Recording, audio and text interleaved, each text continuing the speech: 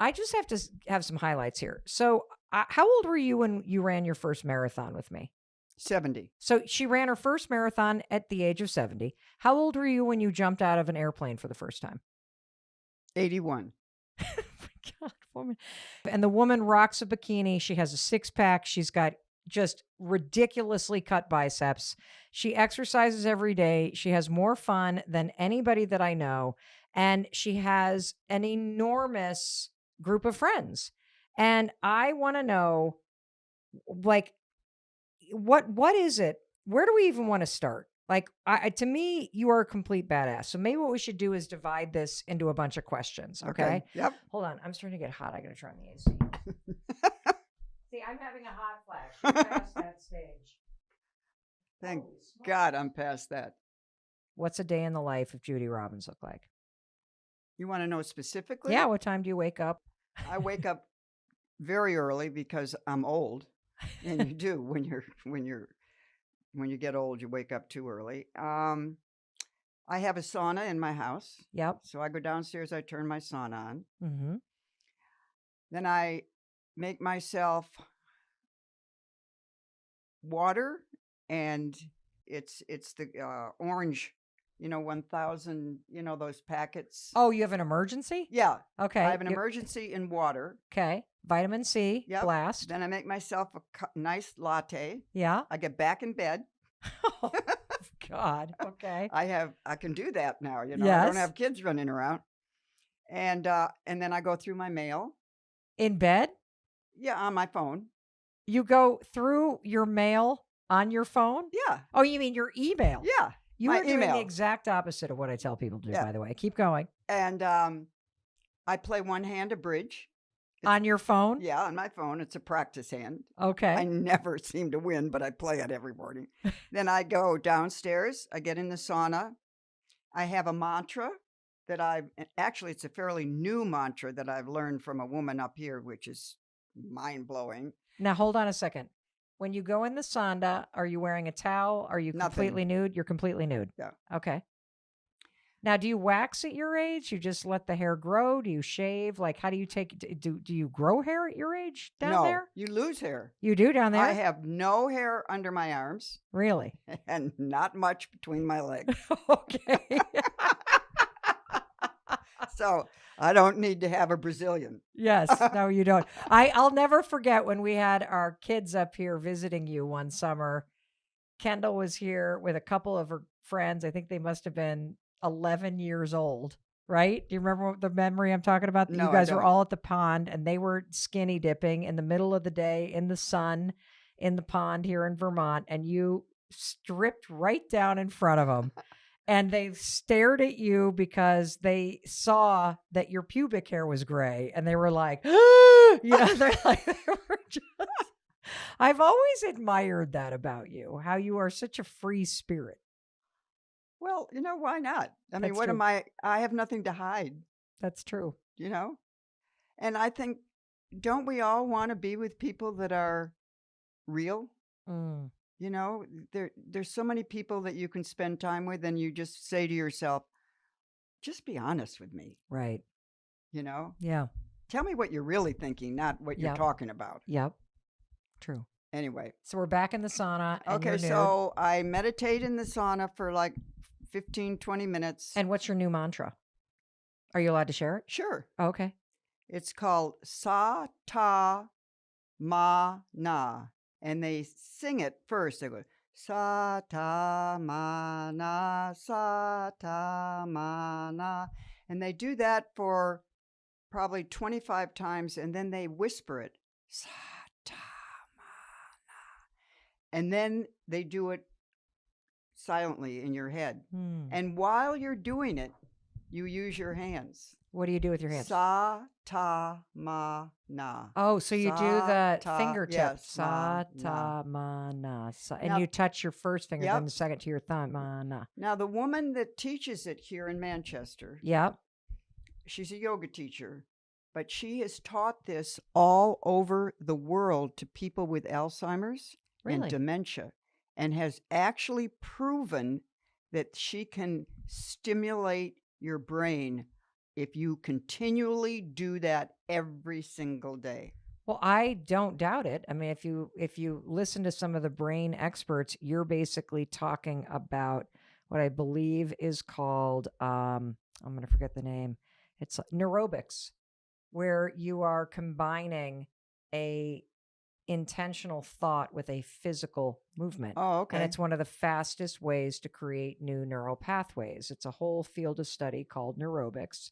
And that's what you're doing. You're That's what I'm basically doing. pairing intentional thought with a physical movement of touching each one of your fingers to your thumb. And I had my group. I have a group called the Vermont Chicks, which are my old friends from many, many years. And we were up here in your gym, Yep. and we had her over here Mm. for a private class. And now every one of my friends is doing it Wow. every morning. Wow. And what do you notice when you do it for yourself personally? I don't know. I think I'm convincing myself that I'm remembering more things. I don't know. It's all in your mind, right? It is true. Or it's not in your mind. Okay. So then after the sauna, what do you do? Then I come upstairs and I make myself a kombucha, apple cider vinegar, and a fresh squeezed orange juice. Okay. Like all together. Yeah. Drink That's one that. thing. That's similar to the farmer's switzel, switcher, something like that my grandmother used to drink and my mom drinks, which is hot water, apple cider vinegar, a little bit of honey, and some lemon. Well, you have to mix apple cider vinegar with something because it tastes terrible. Yes. Okay. So now we've got our day done. And no, then I go and walk for 5 miles. Okay. Now this I think is really important. How long have you walked 5 miles a day? Well, I used to run. I used to be a runner. Yep. And I think I stopped running, I don't know, when I was like 75. Listen to you And casually. then started walking. Okay. When did you start running? A lot of the questions that we get because you are so physically fit and you look so young. I mean, you're going to be 86 and most people peg you in your early 70s. And have you ever had any like facelifts? Every now and then I'll have, a shot here and there, but not very often. I have been lucky that way. I've never had a facelift. No. Wow. So you walk 5 miles Mm-hmm. and you have walked 5 miles a day since I've known you. Mm-hmm. And we've known each other almost 30 years. And you get really grouchy if you don't get your walk in. If I don't exercise, I do get grouchy. But don't you? Well, some days.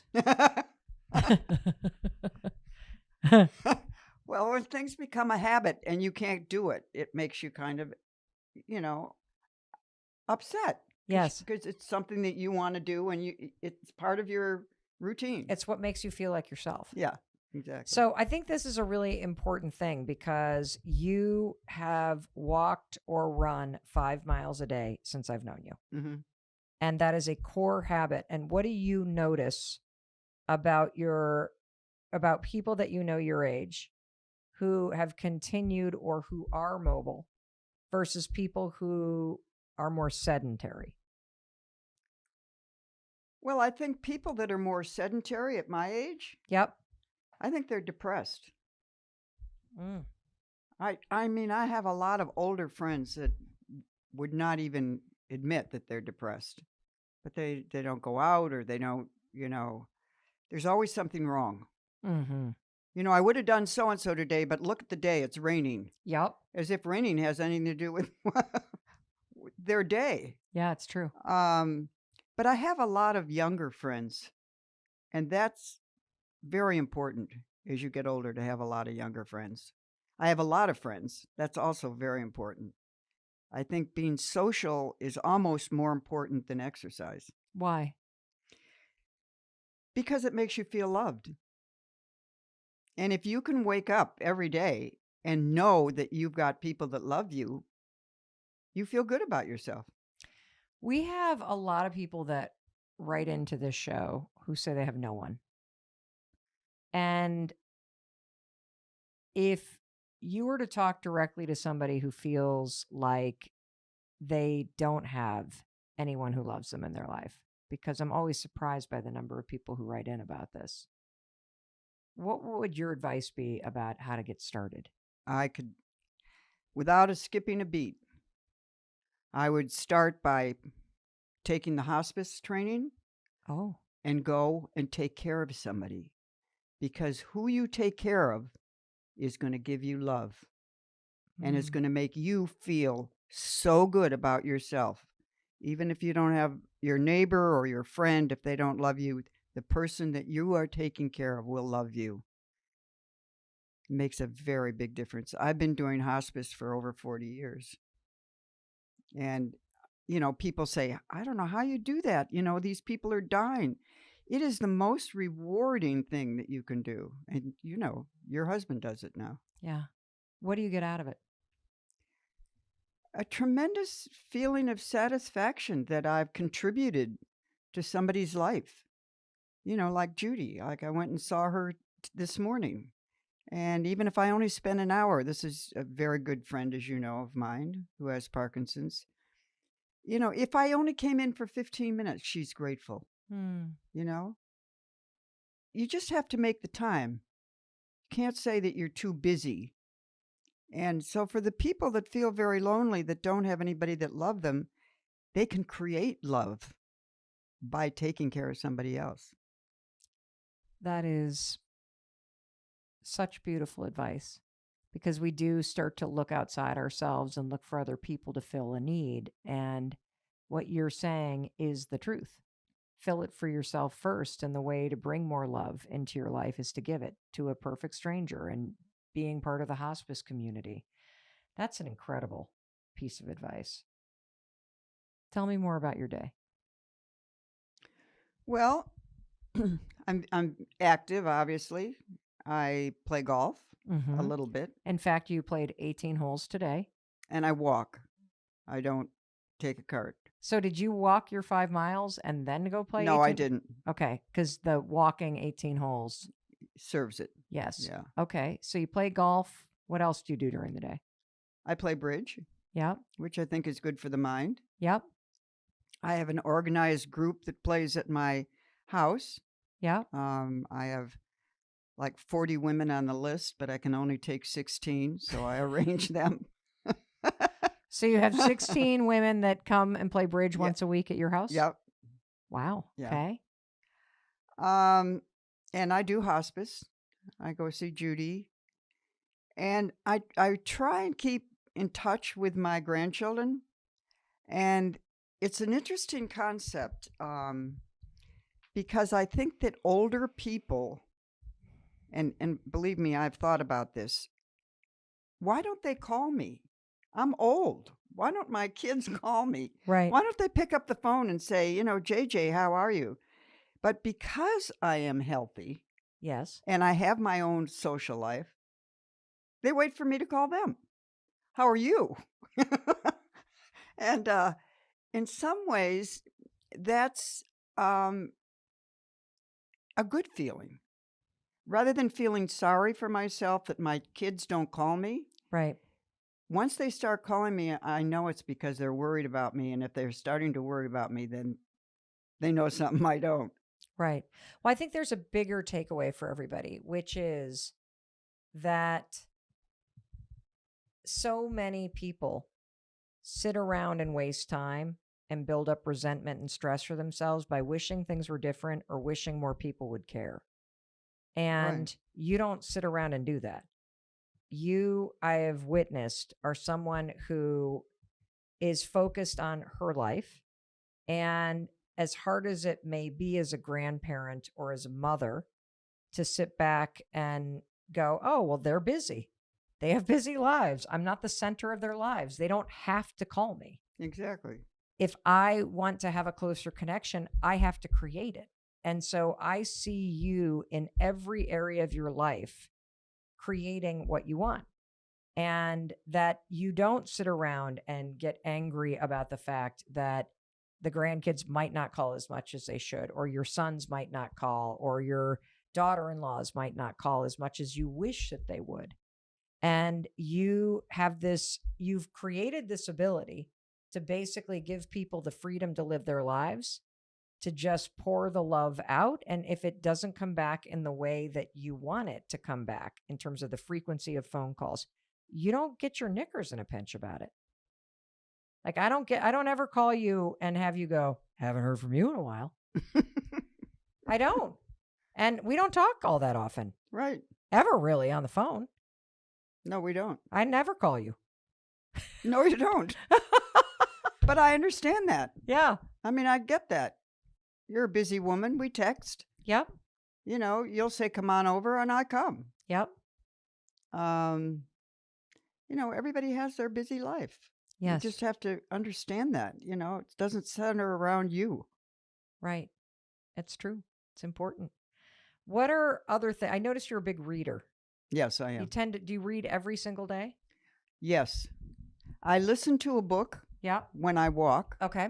So I'm always got a book on Audible And why do you think that matters? because I don't want to be in my head for all that time without something to listen to. I tried that when we practiced for the marathon, remember? Oh, God. Oh my God, 16 miles. I was like, no, I have to listen to a book. And it gets me going. Yeah. You know, I want to know what's happening. So as soon as I get out of the house and I start my book, I'm on my way. Well, what's also nice about that, especially for those of you that feel like you don't have a lot of friends in your life, is that if you're listening to a book while you're out, you actually are with somebody. You're listening to the narrator, you are learning something, you're having input, which is very, very important when you're lonely. And it's active input. It's not you sitting on the couch mainlining a series alone in your house. You're out and about and moving. And it's true. You are always listening to a book. Ever since I've known you, you've had books on tape in the car. Yeah. Now you've got books in your ears as you walk. Right. And you have tons of books That I read too. that you read. I try and read every afternoon for an hour or two if I can. Wow. I want to just kind of hit some topics because I remember I took you to a bar class at this place where we rent a beach house every summer in Rhode Island. And every time we walk into a bar class, you're lifting heavier weights than me. You are super bendy and stretchy, and you're sitting there pumping the iron, and your biceps are bigger than mine. And everybody is floored that you're as old as you are. And so when I post, like you and I once did a plank challenge, you held a plank at the age of 82 for 2.5 minutes. That's incredible. And so I've got questions from listeners. And people want to know, have you always worked out or did you start later in life? No, I definitely started later in life, in my 30s. You started I mean, I exercising in had your children. 30s. I didn't have, but that's exercise in itself. 3 kids, you know. Yes. But no, I never had a routine. My husband and I started running in our 30s. And how do you maintain the motivation to do it every day? Guilt. What? Yeah. What do you mean? If I don't, you know how everybody talks about 10,000 steps? Yes. I look at my freaking phone to see whether I've done 10,000 steps. And if I haven't, I feel guilty. Well, this is what psychologists call good guilt. Good guilt motivates you. Yes, it does. And so why do you think 10,000 is the magic number? I don't know. They write about that. And I believe all that stuff I write. And what's your favorite? I believe that's true. You read the New York Times. I do. Yes. What's your favorite way to stay active? Well, getting up, like you say, right away and moving. Yep. Just moving. I have stairs. I have 3 floors. And a lot of my older friends say, well, you know, why would you get a condo with 3 floors? Well, it's the best thing you can do. I will always walk the stairs. Always. My laundry's down the lower level and my bedroom's up above. That's incredible. That's absolutely incredible. What do you think is the biggest challenge to staying active as you age? Just making it a routine. I would think that's a challenge. Not to say, okay, well, I think I'll take a week off. I don't think that's a good idea. I don't either. You take a week off, then you can take 10 days off. So I don't take days off. What would be your recommendation for how much time you need between your last meal and your last drink with calories or sparkle in it, right? Whether it's alcoholic or not, and when you fall asleep. Like, do you need like 3 hours, 2 hours, 5 hours? Like, what is going to help your gut process what you ate and drank, and then also get the rest that it needs, which helps your gut bacteria not be so mad at you? Yeah, exactly. Our gut bacteria are our biggest allies, right? We want them to be our friends, and we don't want to starve them to death and kill them in all these ways that we're doing.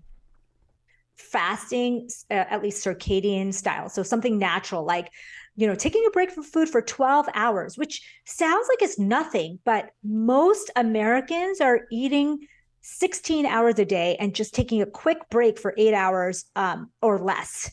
So we want to extend the time that your gut gets rest. So it might be 2 to 3 hours before bed, you stop eating and you're only drinking water or decaffeinated tea, that kind of thing, clear liquids.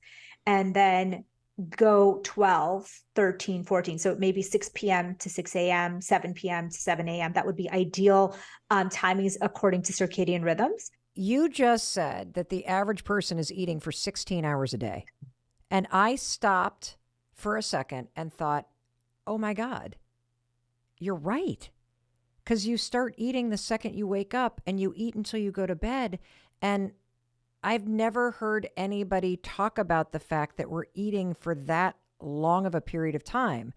And I've noticed that whenever we talk about intermittent fasting or fasting for a 12-hour window as a health and digestion and a gut bacteria tool, people go crazy, right? Yeah. About, but when you focus on the fact that it's not healthy to eat for 16 hours a day either, I mean, that was sort of a aha moment for me. Me too. When I read the circadian rhythm data that says basically the Nobel Prize in Medicine a few years ago went to the scientists that were looking into how circadian rhythms actually run our bodies, that 80% of our body's functions work on circadian rhythms. This means that our gut needs rest, our gut bacteria needs rest. Like when it's dark outside, that is a time that our body switches into a different mode. And when I understood that, I was like, wow, why is it that we're eating so late into the night and then we're not giving our gut a break? We know we need sleep. So why don't we ever talk about giving your gut a rest, which is just as important as giving your brain a rest? And that could improve so many things in our body that, and I know, like you have an early dinner, you have a great night's sleep because now you have your growth hormone that is pumping, it's repairing everything. You wake up and you feel like a different person, like $1,000,000, right? And we know that, but we still don't do it. In America, at least, we don't do it. And so I think the circadian rhythm science is just going to get stronger and stronger because people just still are starting to understand what an impact that's going to have. Taking a break, just a break. It's not intermittent fasting per se. It's just being, it's how our bodies were designed. I mean, thousands of years ago, you didn't have Uber Eats to call at like midnight.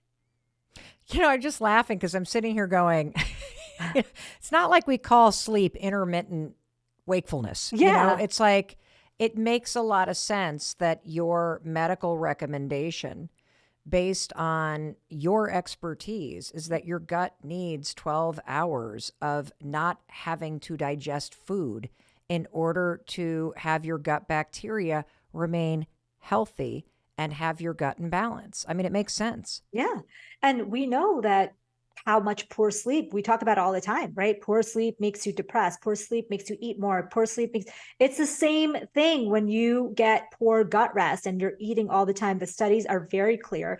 Now, why intermittent fasting got such a bad rap is because the colloquial science, I don't want to say bro science, but the science, like the fitness world said, oh, if you want to do intermittent fasting, the way to do it is, eat late into the night and then don't eat all day. Don't eat till 12 or 1 or 2. And that's actually, that's not been shown in the science to be helpful in weight loss. It's not been shown to be the way to do it in optimal health, because our bodies don't work on that cycle. We are supposed to be eating during the wakeful hours. Now, that can be delayed. We don't need to eat first thing in the morning, but eating an early dinner and having the fasting start in the evening is something that I don't see a lot of fitness and, health influencers talk about, which is the way it's supposed to be done. We're supposed to give our body a time to digest, so we get better sleep, better growth hormone production, more rest to our gut, so that we can wake up less bloated and we can be happier and healthier. I have this morning routine, the 3 Fs. Okay.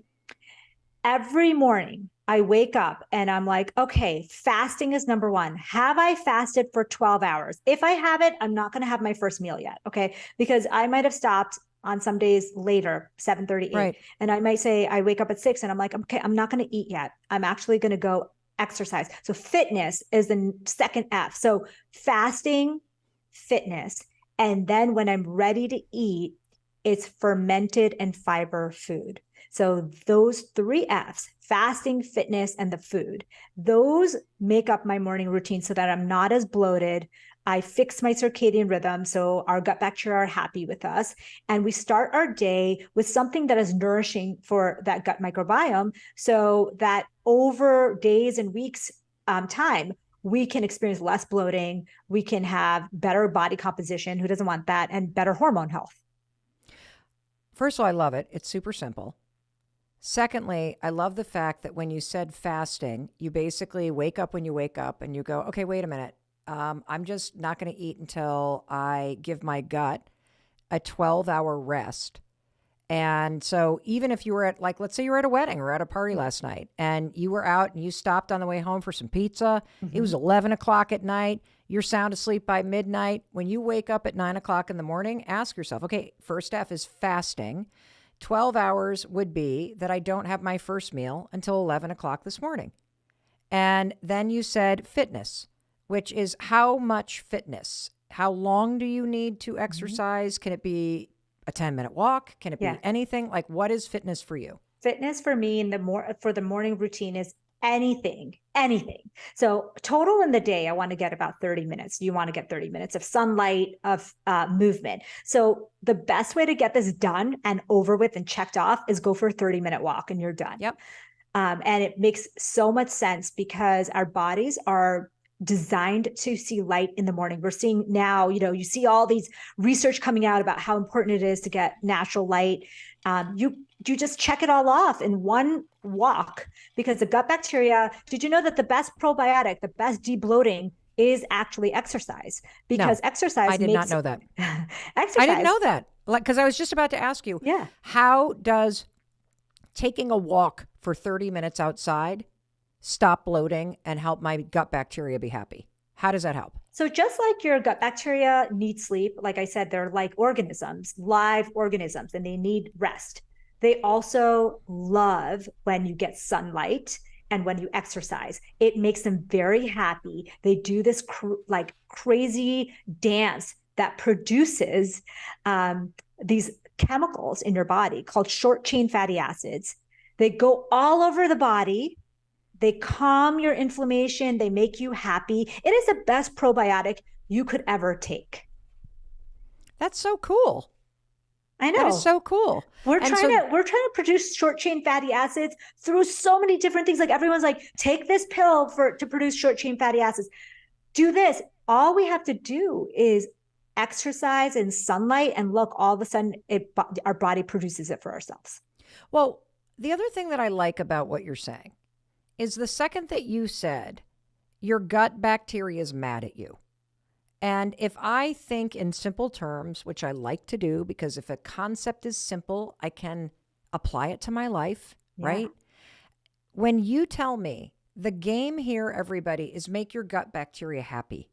And when you tell me that, okay, there's some things that you can do every single day to just make your gut bacteria happy, which is going to help with bloating, which is going to help with how you feel, which is going to help with your mood, Mel, one of which is getting good sleep and getting rest from needing to digest, which you just said is about fasting.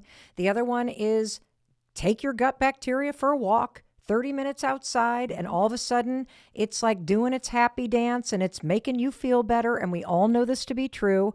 And then you said the third F is fiber and something else. So what does that mean? Fermented and fibrous foods. So, the first meal of your day is your best chance. Research shows that the first meal of the day is statistically shown to be our best chance at improving our health in general, but definitely our gut and hormone health.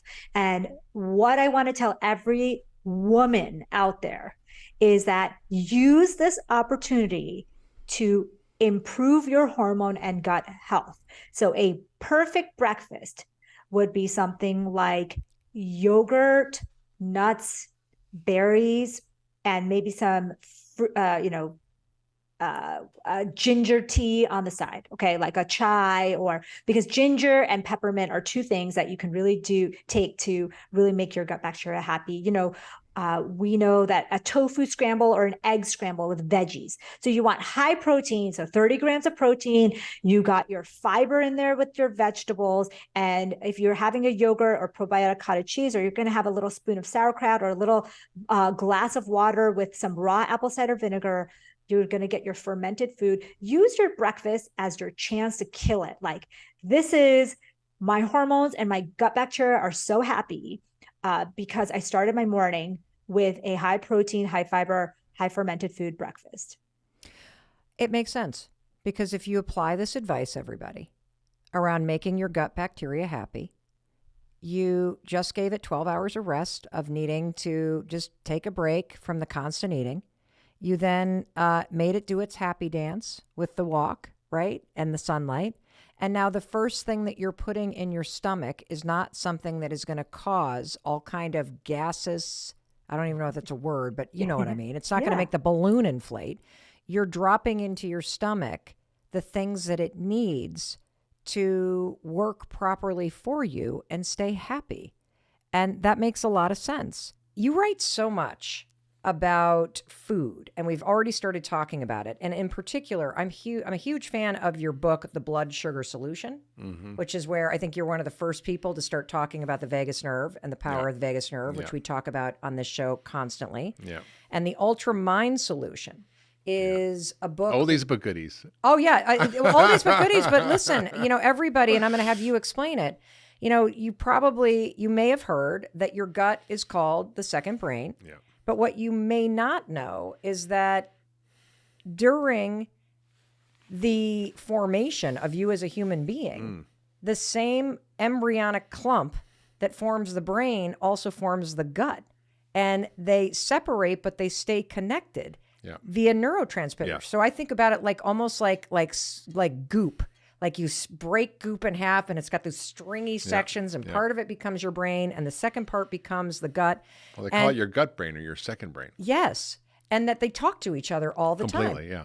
And so where I want to start with this is, can you explain the connection between your gut and your gut health and your overall health? And then we're going to get into specific mental health issues that people struggle with and the gut. Absolutely. What was really amazing to me, Mel, is I began to practice functional medicine. I began to, treat people's guts. I would help their immune system get better. I'd get them on anti-inflammatory diets. And as a side effect, they would report to me that my ADD is better, my depression's gone, my panic attacks are gone, my mood is better, I'm sleeping better. All these things, I'm like, really? What's going on here? And I began to really inquire about this process of how everything below the neck is influencing everything above the neck. Yes. So the subtitle of the Ultramind Solution is how to fix your broken brain by fixing your body first. Right?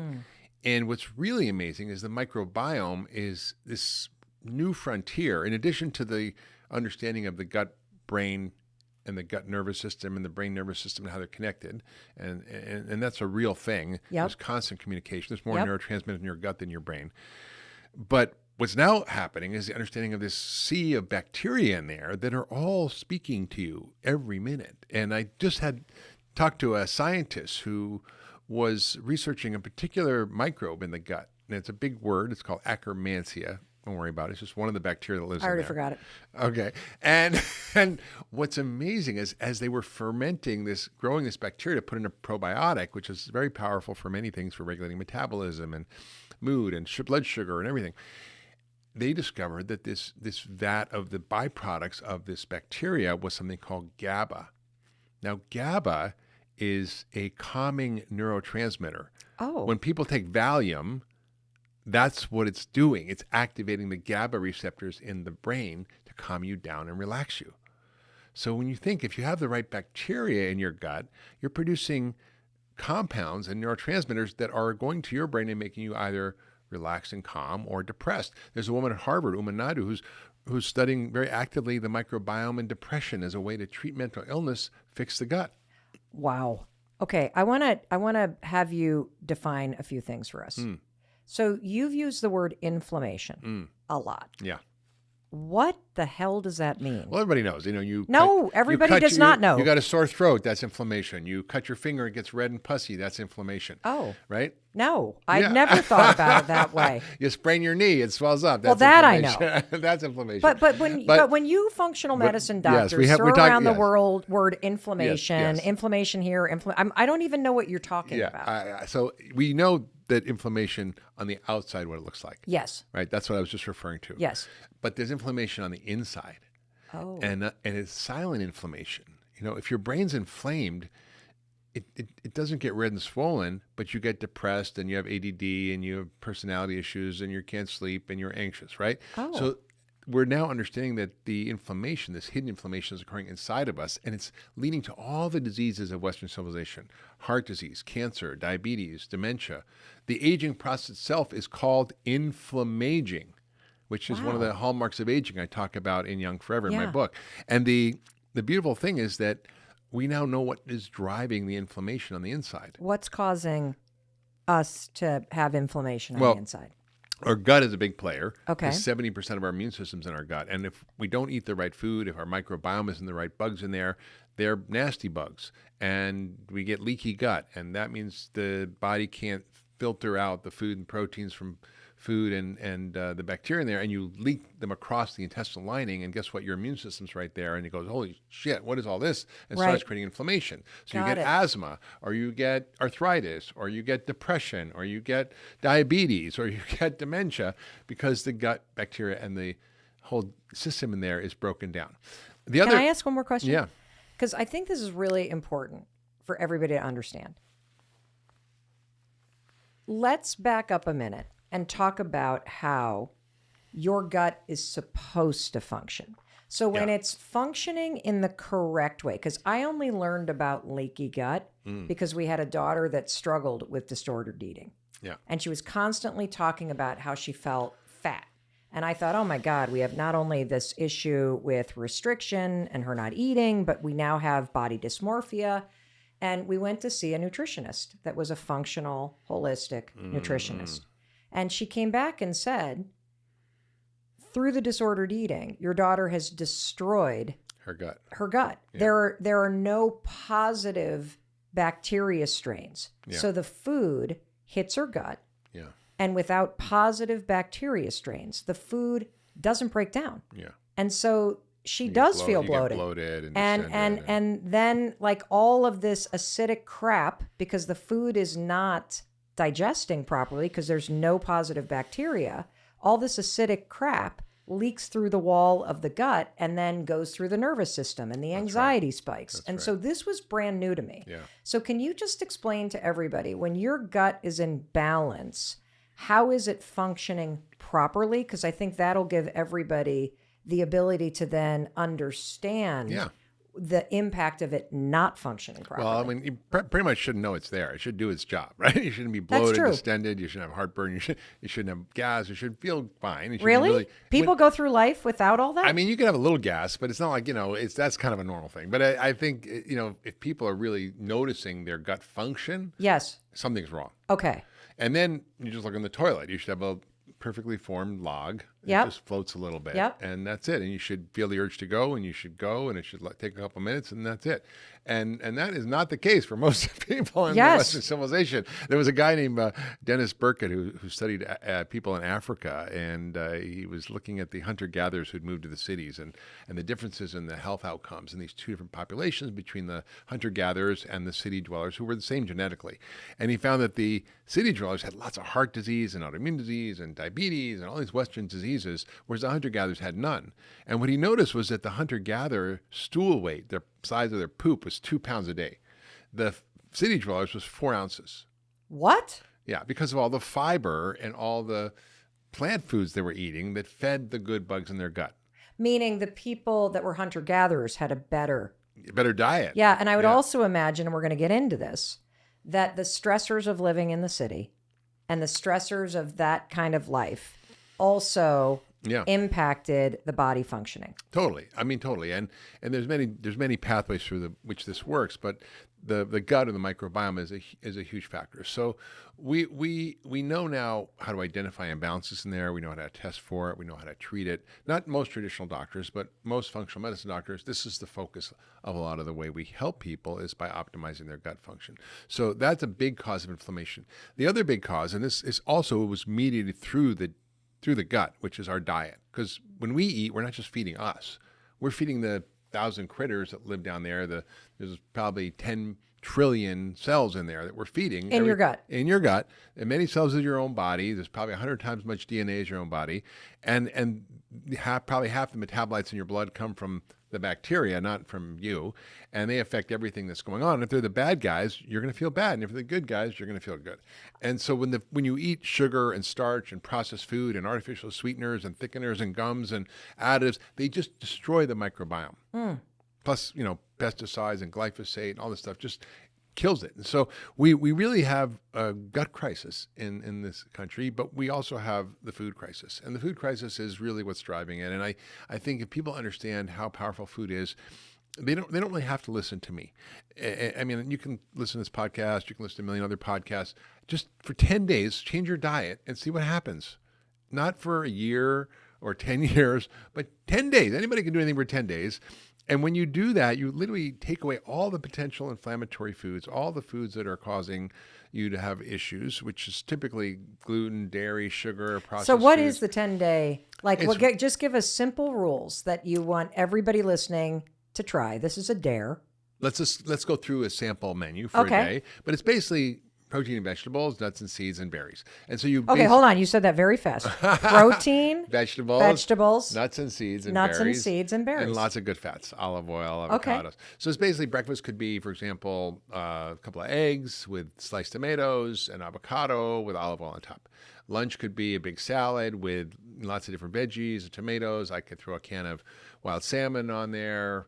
Yep. Put in some pumpkin seeds, just lots of good plant Very food. colorful. Very colorful. And dinner might be, some a big piece of fish or chicken or a nice small piece of meat with 3/4 of your plate should be vegetables. So 3/4 of your plate. So like everybody. I'll have like the other night I had like a purple sweet potato. I had some roasted mushrooms. I had, I can sometimes have like a roasted eggplant, whatever you kind of get excited about. Broccolini, I make cruciferous vegetables every day. These are the broccoli What did you family. say? Cruciferous vegetables. What the hell were It's cruciferous? broccoli, basically. The broccoli what does family. cruciferous mean? It means broccoli, basically. Broccoli, collards, cabbage, Brussels sprouts, all those. The fibery crap cauliflower. your grandmother served. Is that what you're saying? It's this family of vegetables. It's a super family. Got it. Because it actually detoxes your cells. It helps prevent cancer. Wow. It boosts all the detox hormones molecules in your body. So I want to stop you real quick because you posted something 2 days ago. I did. What? That was I'd never really thought about it this way. And it was, you'll probably say it better than me, but it was a very simple post that was like, your cells, your brain cells, like all of this stuff, your skin, that all is continuing to grow. It doesn't just grow out of thin air. It actually is impacted and grows from the raw materials that you give it. And so would you rather have cells that are made from a bag of Doritos? Exactly. Or cells made from a salad or a piece of fish? And when you boil it down that way, like, holy cow, what I put in my mouth is what I become. Yeah. Absolutely. You literally become what you eat. I mean, I just had someone on my podcast, the Doctor's Pharmacy, talking about the difference between, for example, pasture-raised bison and bison that were fed corn and feedlot bison, which are still better than And what cows. lab bison? Feedlot bison, meaning grown on a factory farm. Okay, got it. And they measured 15 different 100 metabolites, and what they found was so different among the same genetically identical bison. One had all these incredible molecules that come from plants because it was eating all these grasses. It had And it different was fatty outside, acids. and It it had had a different happy vitamins life. in it, and different Yep. minerals in it, and it was just so profound. So you are what you eat, but you also are whichever you're eating it, right? And the whole thing goes up the chain, and we really have to get how powerful food is and do an experiment. Don't listen to me. Don't listen to Mel. Listen to your own body. Your body's the smartest doctor in the room. It'll tell you what works and what doesn't. And when you stop this or that, you go, well, God, no, wait a minute. My joints don't hurt. Or wait a minute. I'm not having terrible reflux or heartburn anymore. Or I don't have migraines. What happened? Or my mood is better. What's going on? It's what you're eating. Wow. What are the top things that people should, in this kind of 10-day window, stop eating? I mean, anything that comes in a package, basically, I mean, if it's canned, sardines or salmon, that's fine. But basically, anything comes in a package, can, or a box, get rid of it. If it's sugar, no. If sugar-sweetened beverages, no. Alcohol, no. And I sound like I'm a food Nazi, but what I'm saying is get rid of grains and beans for a short time, because a lot of people have inflammation from that if they have a gut issue. Grains and beans are healthy and they're good for you, but for some people they can be a problem, right? It's just like peanuts are good for people, but if some people Well, what's the universal one? It's no gluten. no gluten, no sugar, no dairy, no alcohol, no processed food. Do you have any fun? Absolutely. I have so much fun. I have so much fun every day. I'm just kidding. My whole life is fun. And I don't feel restricted. I don't starve myself. And the thing is, these foods are addictive, Mel. So people think, I gotta have, well, sugar. Well, can I have artificial? I know what people are listening, thinking about. They're thinking, oh, Dr. Hyman, can I have artificial sweeteners? Or can I have, Yes, stevia? Or stevia. can I have, Is stevia okay? Everybody's going through their head. And if you Yes. were having this inner dialogue right now, I guarantee you have biological addiction to sugar because you're trying to find a way out. I'm going to stop smoking, but I'm going to vape, or I'm going to chew Nicorette gum. Well, that's not getting rid of your addiction.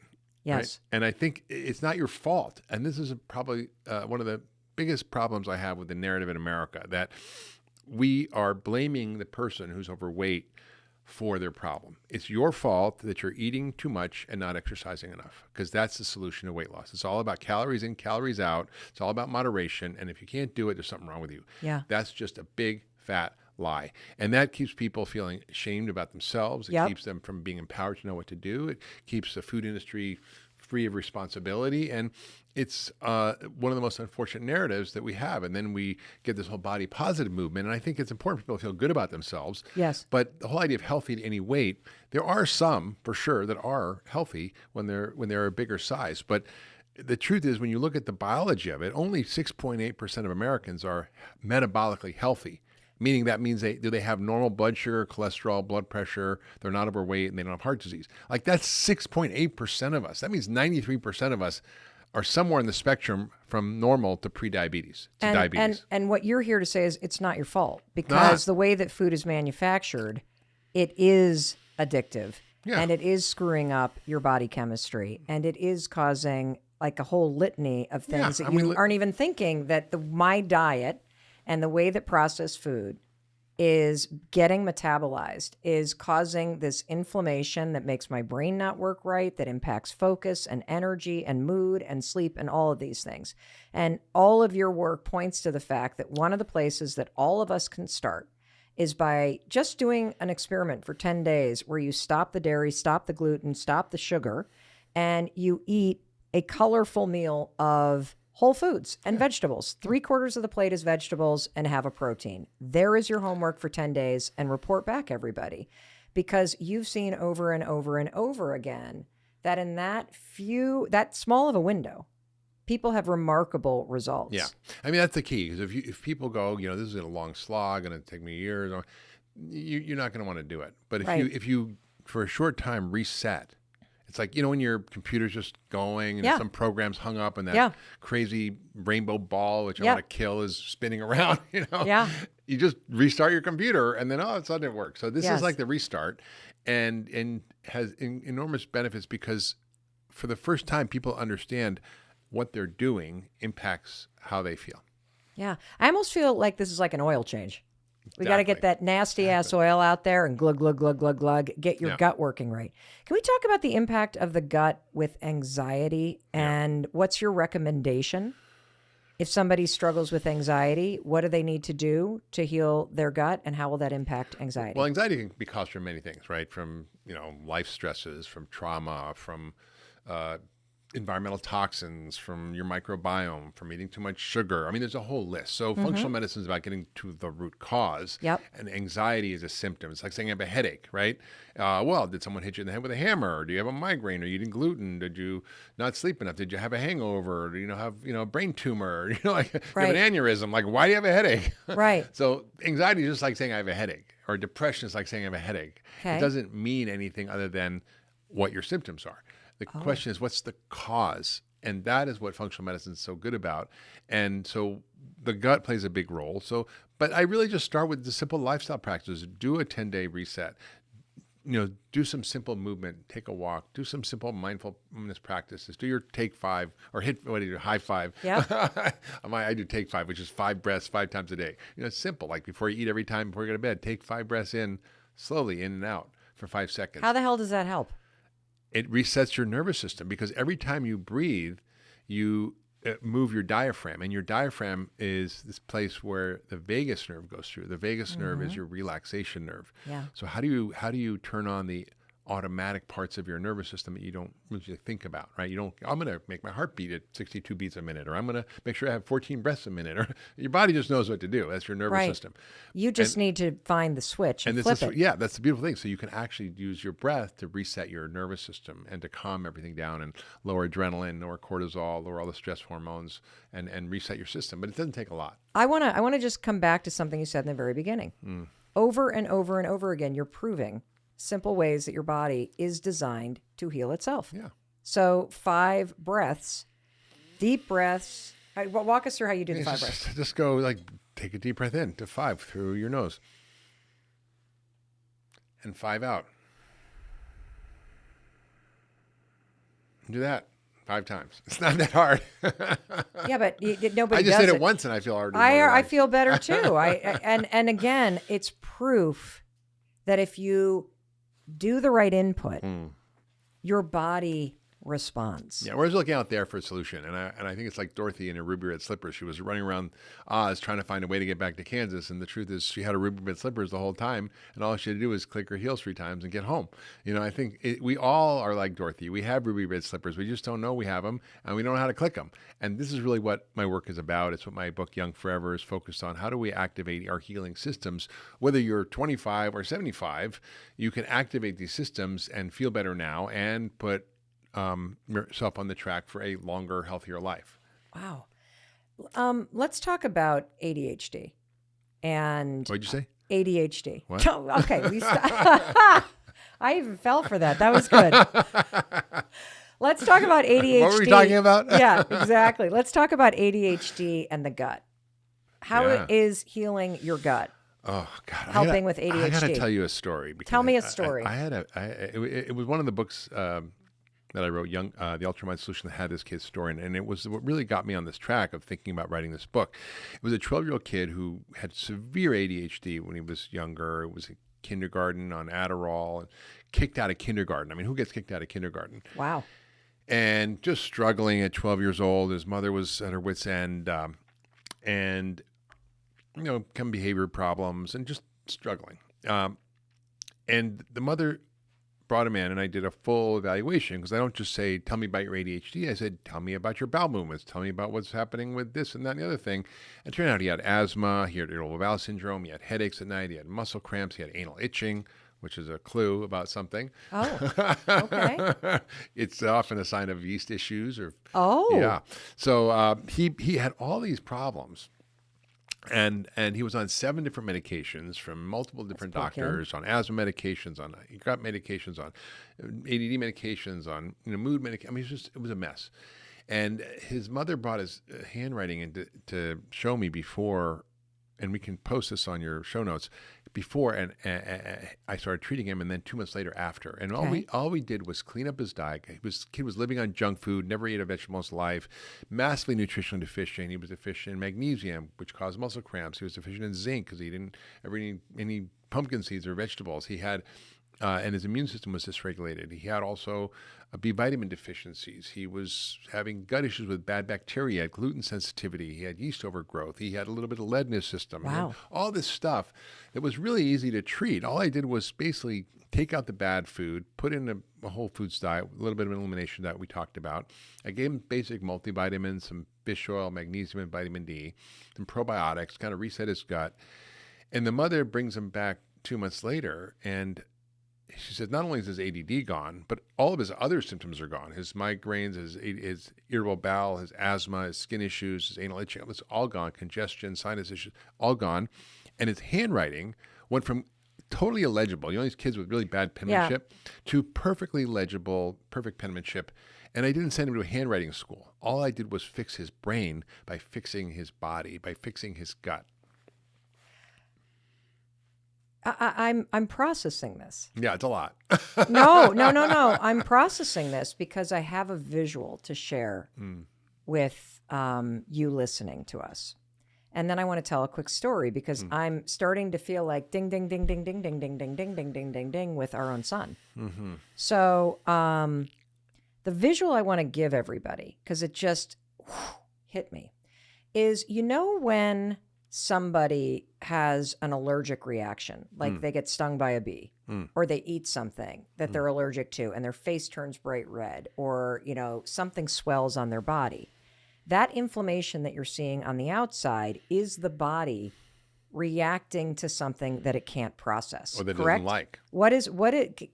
Can you describe what an allergic reaction means medically? Because I then want to tie it to something that I'm now thinking about when it comes to the gut. So what does it mean when you have an allergic reaction? You have allergies. Yeah. I mean, there's really 2 main kind of allergies. Okay. One is a true allergy. So if you eat peanuts, right, your tongue swells up, your lungs shut down, you can't breathe, and you can die. Correct. You get anaphylaxis. That's a life-threatening emergency. A bee sting allergy, that's a certain type we call type 1 allergy, which is super fast, super quick, and you can die from it. EpiPen people. Yes, EpiPen people, right? Then there's the delayed sensitivity. It's not a true allergy, but it can create sort of low-grade long-term symptoms. Okay. So if you eat bread, you might have brain fog. Is that a true allergy? No. But is it sensitivity? Yes. Yes. Right? And I think people don't have, I know, for example, if I eat dairy that's from a regular feedlot cow, I will get congestion and snotty immediately, and I'll probably get pimples the next day. Yep. But if I have, for example, sheep or goat products that are from regenerative sheep that have A2 casein, which is non-inflammatory, then I don't, right? So it's really not so much about the type 1 we're so much worried about. It's all these other types of food reactions that are slow and delayed and create this low-grade inflammation that creates all these symptoms for people. Yes. So I wanted to bring that visual in for everybody because I think it's really helpful. When for me personally, I don't know if it's the dyslexia. I just don't know if it's because I'm a visual learner. I love to have something I can think about visually to help me process large amounts of information. And so when I think about my husband, for example, who's allergic to bees, he has an EpiPen. I wish he would carry it around a little bit more. But when he gets stung with a bee, it's not life-threatening, but it's scary. Yeah. And it occurred to me a couple years ago, I wonder if, like, these sensitivities and these allergies that people have to food that may not cause swelling or redness in your face or breakouts or whatever that you can't see, I wonder if all of this is screwing up the way that our body is able to function. Absolutely. And it interferes with your body's way to function. And so when you think about it like those kind of type 1 ones that, and you just explained it, like if you have a sensitivity to wheat or your body just can't handle the big company manufactured foods because of the chemicals and the dyes and the Yeah. crap that are in it. It is causing your whole body to have almost like this low-grade reaction. smoldering inflammation. The smoldering inflammation, just like a bee sting causes Chris's face to blow up. And so when you think about it that way, it makes so much sense to go, holy cow. If you just simply were to switch your diet from all this processed crap, grab and go, and you were to put on your plate a little bit of protein and 3/4 vegetables, it would probably calm your body down and your thoughts down. And here's what I'm going, holy fuck, this is crazy. Because our son, exactly what you're talking about, Oakley in 4th grade was diagnosed with severe dyslexia. The kid could not read. He was so like blah, blah, blah, blah, blah, that he literally snowed everybody for about a year. And then they got to the point where you can't just raise your hand first and make something up. And that makes people think that you read it. And the math problems are getting harder. So you can't. So the gig was up. Cannot read. It looked, honest to God, like he was writing with his feet. His dysgraphia was so bad. Exactly. He could not sit still. So we pull him out of public school. We put him in the Carroll School outside of Boston. Fortunate enough to get him in there only about language-based learning. And they immediately medicate him for ADHD. He hated the meds. But it was the only way he could sit still in class. Fast forward to about 8th grade. He starts advocating for himself. I'm not eating meds. I'm not taking these meds. I'm not taking these meds. I'm not taking these meds. We're like, fine. But if we get a report from school that you are bouncing around the classroom and you can't sit still, we're going to have to find a different solution. This school happened to have a cafeteria where all the kids ate, and it had a whole like food healthy options. Like there were no unhealthy options. There was the salad bar, there was the homemade soup, there was a protein. He gets into 9th grade. When I tell you this kid is a totally different person. Yeah. His handwriting is different. That's what made me think of this. His ability to focus is different. He has not been on meds now for 3 years. You would not know that this kid had severe dyslexia. No. He is just, I don't even know who he is. It's like destroying it in school. He is present. And he eats vegetables. Like he has a totally different diet. Like I'm sitting here going, holy shit, like the kid used to eat mac and cheese. Oh yeah. Chicken nuggets. That'll do it. Don't put a vegetable on my plate. That'll do it. Yeah, it's really true. And it's like, and I'm just processing this because I'm like, I think this is a major part of why he is transformed. And Mel, it's not just ADD. Everything that goes on in our brain above our neck is governed in the same way. We may not have such severe symptoms. We may not have asthma. We may not have severe ADD, but we may have fatigue or brain fog or just, depression. If you're not currently taking a high quality multivitamin or other supplements, what are the non-negotiables where everybody should start? For probably less than $1 a day, you can get what you need, which is a multivitamin. Yep. And I would say a good one. It's cleanly produced. It doesn't have fillers, additives, How dyes. do you tell if it's a good one? I have curated ones that are high grade. In other words, the ones that are manufactured in good manufacturing practices, that don't have fillers, chemicals, and additives, that are bioavailable forms of nutrients. And so if you stick with certain brands, you can kind of guarantee you're going to get that. Okay. Then I think a vitamin D for almost everybody, even in the summer. People are like, I'm taking, vitamin D in the summer. I don't need it. You do. Most people, unless they're out there running around half naked between 10 and 2 every day all year long, you're going to be vitamin D deficient. That's only you. I've seen you in your before and after photos that we're going to link. The dude is tan with the 6-pack. You're running around getting the vitamin D. He's embarrassed and laughing. We know it's true.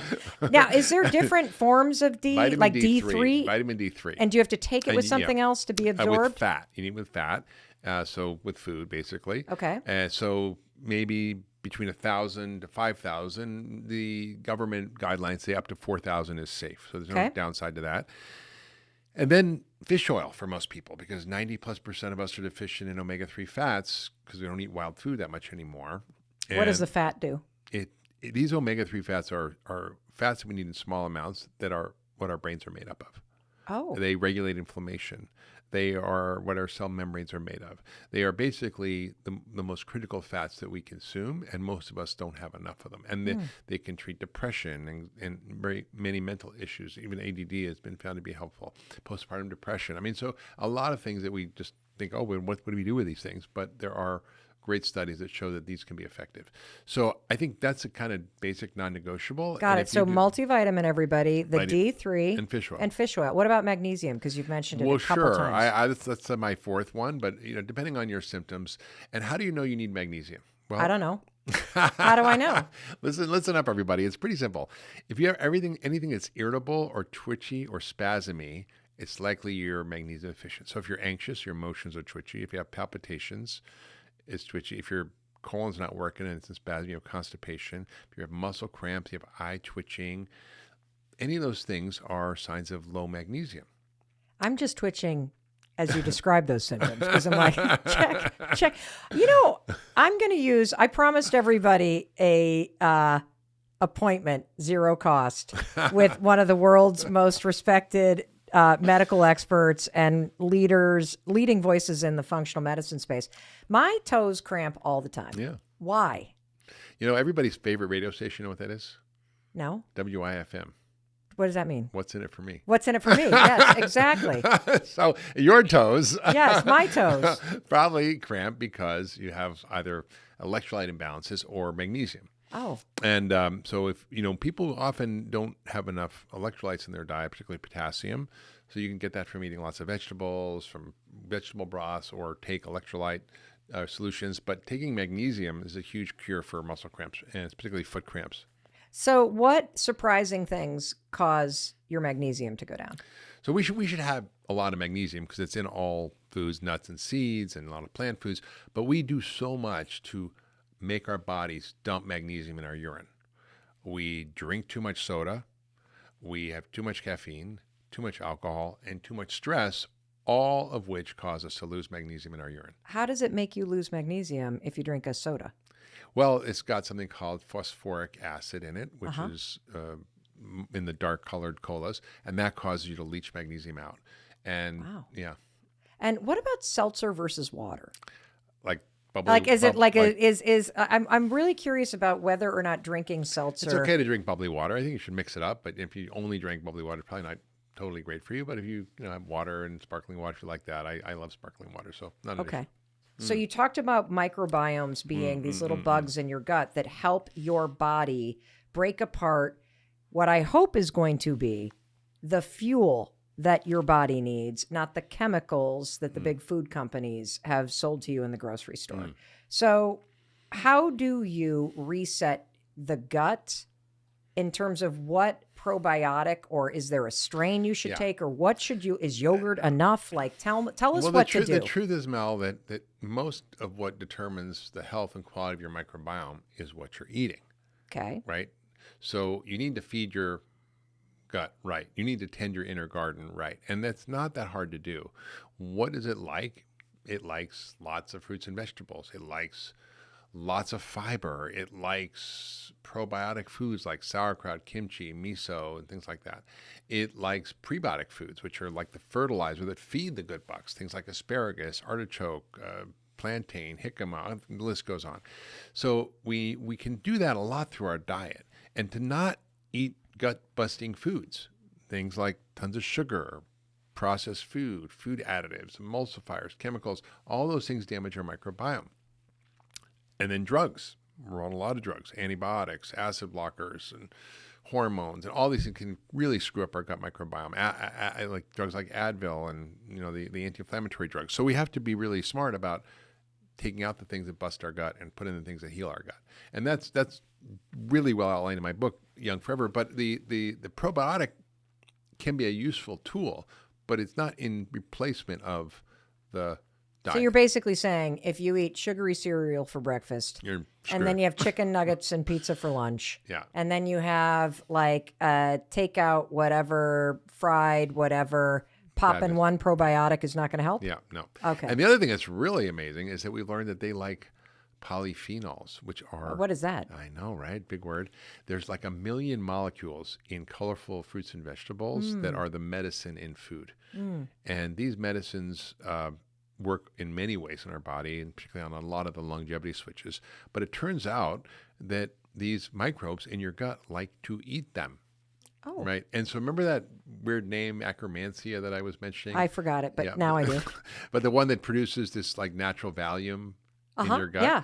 that bug really likes green tea. It likes pomegranate, and it likes cranberry, and it likes all the molecules. So you have to feed them, and like you have little critters in there. You got to take care of them, and so food is the biggest solution. And yes, probiotics can help, and prebiotic supplements and fibers can help. But we really want to actually make sure we actually take care of it by eating what we need to be eating. And I had actually horrible colitis years ago from taking an antibiotic that screwed up my gut. And I cured it using a lot of these polyphenols and prebiotics. And as a result, I was mixing all this different stuff. I created like a simple solution called gut food, which is a powder, like a multivitamin for the gut. And it's basically what I take every day to keep my gut healthy. Do you put it in a shake? Yeah, Or do you it stir tastes it in a good. glass, Actually, you can put it in like a water and mix it up, or you can throw it in a NutriBullet, and it's really yummy. Wow. So you mentioned several times that you've written about what to eat. Can you tell everybody where to go to find all this? Because the pretty show much notes are going to be 10 pages long. Anywhere Where am I you sending? find Dr. Hyman, all I do is talk about food as medicine. But I've written a number of books. One is called Food, What the Heck Should I Eat? Food, What the Heck Should I Cook? And the Pegan Diet, which is kind of a spoof on the extremes of paleo and vegan. And what are the principles? And it's really an easy, digestible, almost like bathroom book where you have 20 or so principles that you can read one, and it's basically about the time it would take you to go to the bathroom at a time. And they tell you, what you should know about each category of food. What are the best vegetables? What are maybe ones you want to watch? What are the best forms of dairy? What are the best forms of meat? What are the best forms of nuts and seeds? And what you should be doing to take care of your gut or balance your hormones. So it's all in there. And I think the Pegan Diet is kind of a fun, easy way to go. Well, and if you put it in your bathroom, you can actually mark your progress, because if you read it in the bathroom, you will know within a couple of weeks of finishing the book whether or not applying the stuff that you just learned had any material effect on your digestion, which create I a whole would... Instagram site about that. Yes, exactly. You're incredible. I have a question about a couple things that you said. I didn't want to interrupt you, but you said that breathing in and out of your nose increases the amount of oxygen versus breathing, out of your mouth. Why does that matter? Well, I think it's very important. Oxygen is it's the fuel for the human being. And if, for example, we are not getting enough oxygen delivery to the brain, if there's insufficient blood flow or oxygen delivery, it can increase brain cell excitability. So brain cells become more excitable. We're thinking more. We're more prone to anxiety. I remember writing a book back in 2010 called Anxiety Free. And I spoke about this paper that was published in 1988. And the paper said that the brain, by regulating breathing, regulates its own excitability. And then I was listening to a podcast by the neuroscientist, Dr. Andrew Huberman, about 2 months ago. And he cited the exact same statement and sentence. And it's funny how things come around, but this is the importance of breathing and the importance of knowing how to breathe right. If, for example, we are breathing the way you described during the introduction, and that's kind of the acute panic attack. But say, for example, somebody who's just breathing a little bit faster, a little bit harder, upper chest breathing, irregular breathing patterns, and that's present in a minimum of 10% of the general population, but up to 75% of the anxiety and panic disorder population. Wow. So 75% of the population with anxiety and panic disorder have dysfunctional breathing. It's not just that stress levels change our breathing. Of course, when we are stressed, our breathing changes, but our everyday breathing is feeding into our stress levels. Who doesn't want to be more resilient? And the other thing about stress is when we have a lot of mind activity, it's impossible to do mindfulness. We have to think of this ourselves. The next time that we're having a really bad day, and there's a lot of thoughts going through our minds, and I don't suffer from anxiety, but of course, things happen. That's the way it is as human beings. I can change my breathing patterns without having to be so aware of my breath to help to bring the body and mind into balance. And that's the thing about breathing. So coming back to oxygen delivery and blood flow, if, for example, even getting to the working muscles, if there's insufficient oxygen getting to the working muscles, well, we're more prone to fatigue. In terms of the brain I spoke about. So, like, we have 50,000 miles of blood vessels throughout the human body, and our breathing is influencing how dilated or not are they. And people with poorer breathing are more likely to have cold hands and cold feet. It's not just the blood circulation in the hands and feet that's the problem, it's throughout the body. I feel like I might be your test case here, because now I'm thinking, well, I wear socks to bed because when I touch my husband with my feet, he's like, you're so cold. So one of the things that I read on your website and in your books that I absolutely loved was you said breathing is not just for relaxing. It is an incredible tool when you get intentional about how you breathe every day to fight stress. And I would love for you to teach us right now how to stop being a dysfunctional breather and to breathe in a functional way in and out of our nose to get the maximum health benefit. Okay. So the first exercise that I'm going to start off with is small little breath holds. And this is going to introduce you to a means of helping to activate a relaxation response. And then from that, I'm going to show you an exercise to decongest the nose. Oh, great. Because okay. if you have a stuffy nose, inevitably it's going to cause mouth breathing. And then I will do breathe light and then breathe low and slow. Okay. So I'm going to go from one sequence into another. And this can be, it will be no more than 5 minutes. And we're going to cover a bit of ground. So I think people will have to replay this. So the first exercise, Mel, that I would like you to do when the mind is racing and you're not feeling in form of focusing on your breathing, simply hold your breath in an exhalation. Take a normal breath in through your nose and out through your nose, and pinch your nose and hold for 5, 4, 3, 2, 1. Let go. And just breathe normal now for about 2 to 3 breaths or even 4 breaths. Not to change your breathing, just breathing normal. And again, take a normal breath in through your nose and out through your nose, and pinch your nose and hold. 5, 4, 3, 2, 1. Let go. And now just breathe normal for 3 to 4 breaths. So you're just breathing normal. The small breath hold will help to stimulate the vagus nerve, which secretes a neurotransmitter called acetylcholine, which causes the heart rate to slow down, and the brain interprets that the body is safe. And again, take a normal breath in through your nose and out through your nose, and pinch your nose and hold. 5, 4, 3, 2, 1. Let go. Breathe in through your nose. So now you're just breathing normal for 3 to 4 breaths. And in a couple of repetitions, then I will show you how to go from this to decongesting your nose. And again, normal breath in through your nose and out through your nose, and pinch your nose and hold. 5, 4, 3, 2, 1. Let go and breathe in through your nose. Also, as you hold your breath, nitric oxide is pooling inside your nasal airway. Then when you let go, you're breathing in. You're carrying this nitric oxide into your lungs. Nitric oxide is antibacterial, antiviral. It's a bronchodilator. So for bronchitis, this is your natural way to help open up the lower airways. Last one. And again, normal breath in through your nose, out through your nose. Pinch your nose and hold. 5, 4, 3, 2, 1. Let go. So now we're going to go on to the nose unblocking exercise. Can I ask you a question? Yes. Yes.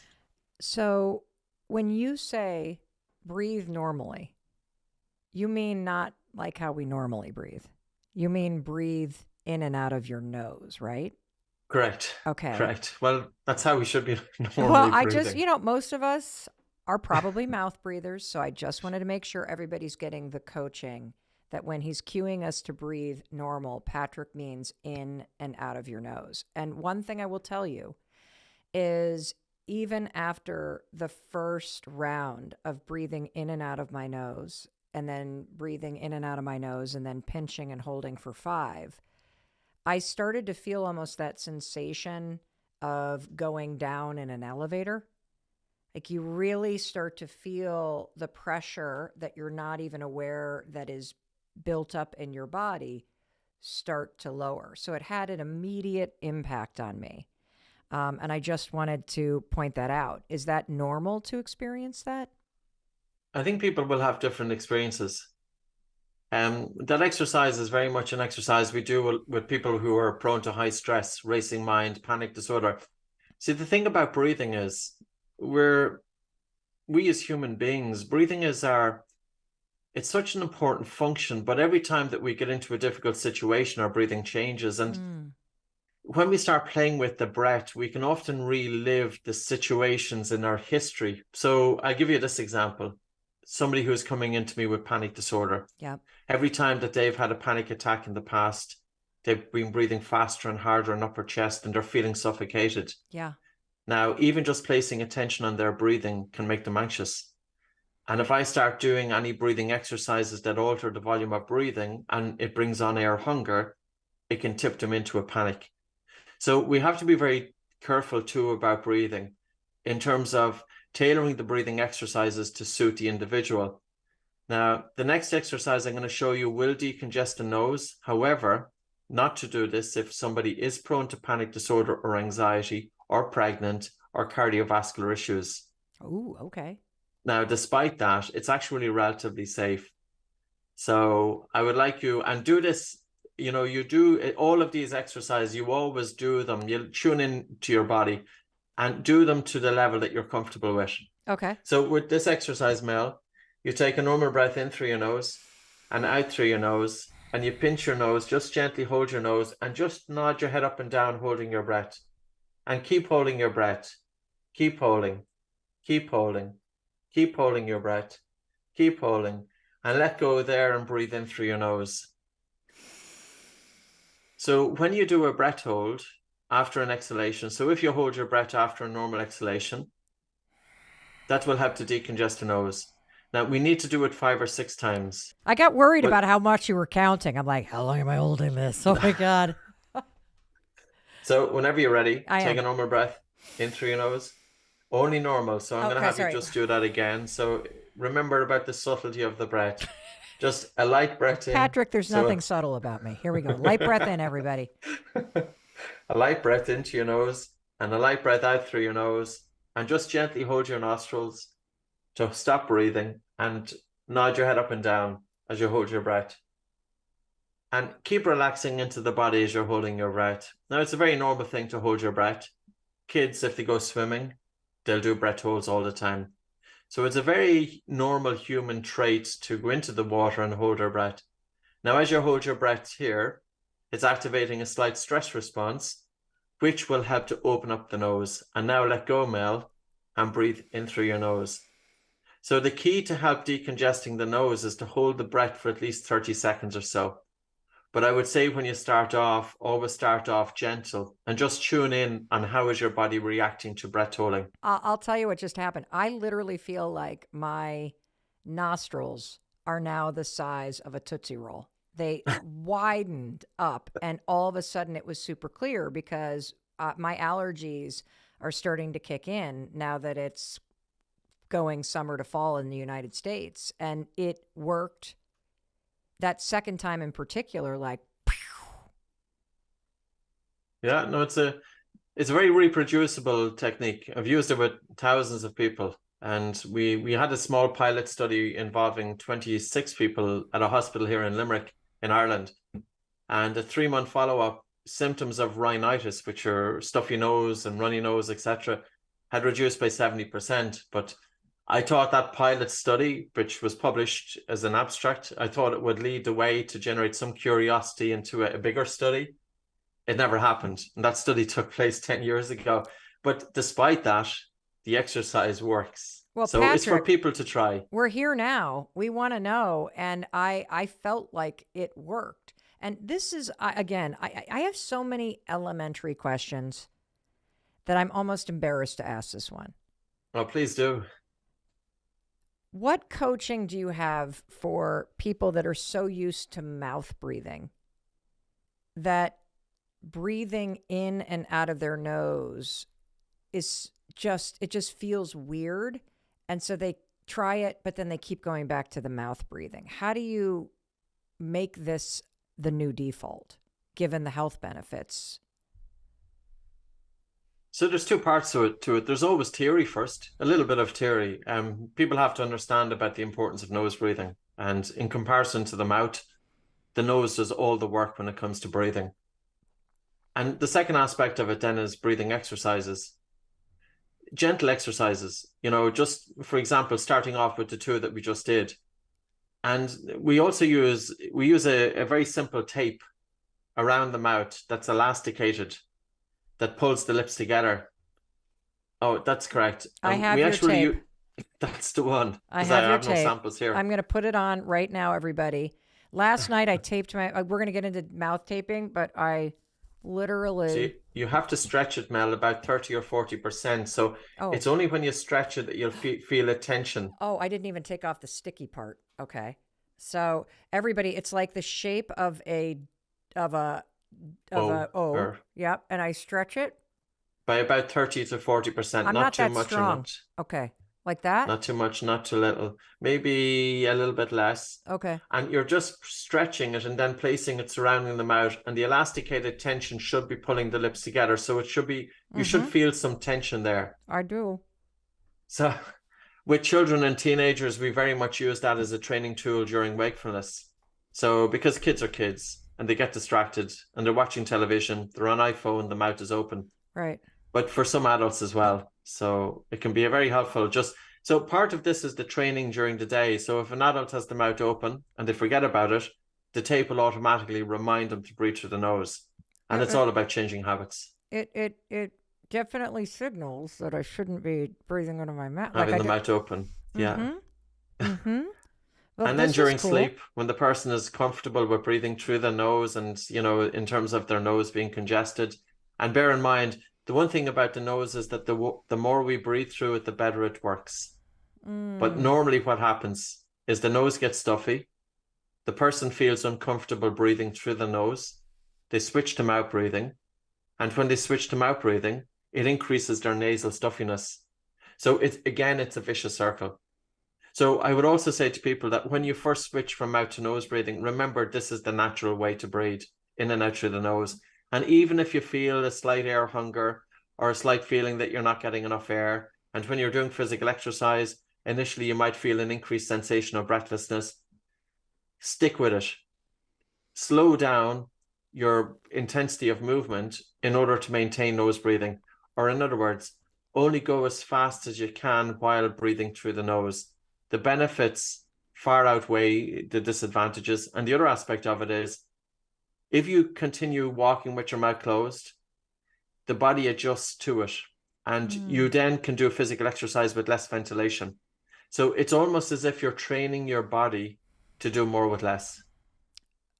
There's so much to cover. Can you just bottom line it for people about what happens, like what's wrong with breathing out through your mouth? We know the benefits of breathing in, but what goes wrong when you're breathing constantly in and out of your mouth? I suppose the biggest one is that you lose moisture. So there's a 42% greater water loss breathing out through the mouth. And losing moisture, if your mouth is dry and you're losing moisture from the body, of course, you're more likely to be dehydrated. But that will impact your dental health. Gum disease, bad breath, for example, chapped lips. But the other problem about breathing out through the mouth during rest is that it's a fast exhalation. And see, when we think about the body's relaxation response, it's all in the exhalation. It's not really in the inhalation. You can take a fast breath in, or you could take a slow breath in. But really, when it comes to activating relaxation during rest, it's the speed of the exhalation. If you breathe out fast, it's a stressor. Yep. So if you breathe in fast and out fast, it's a stressor.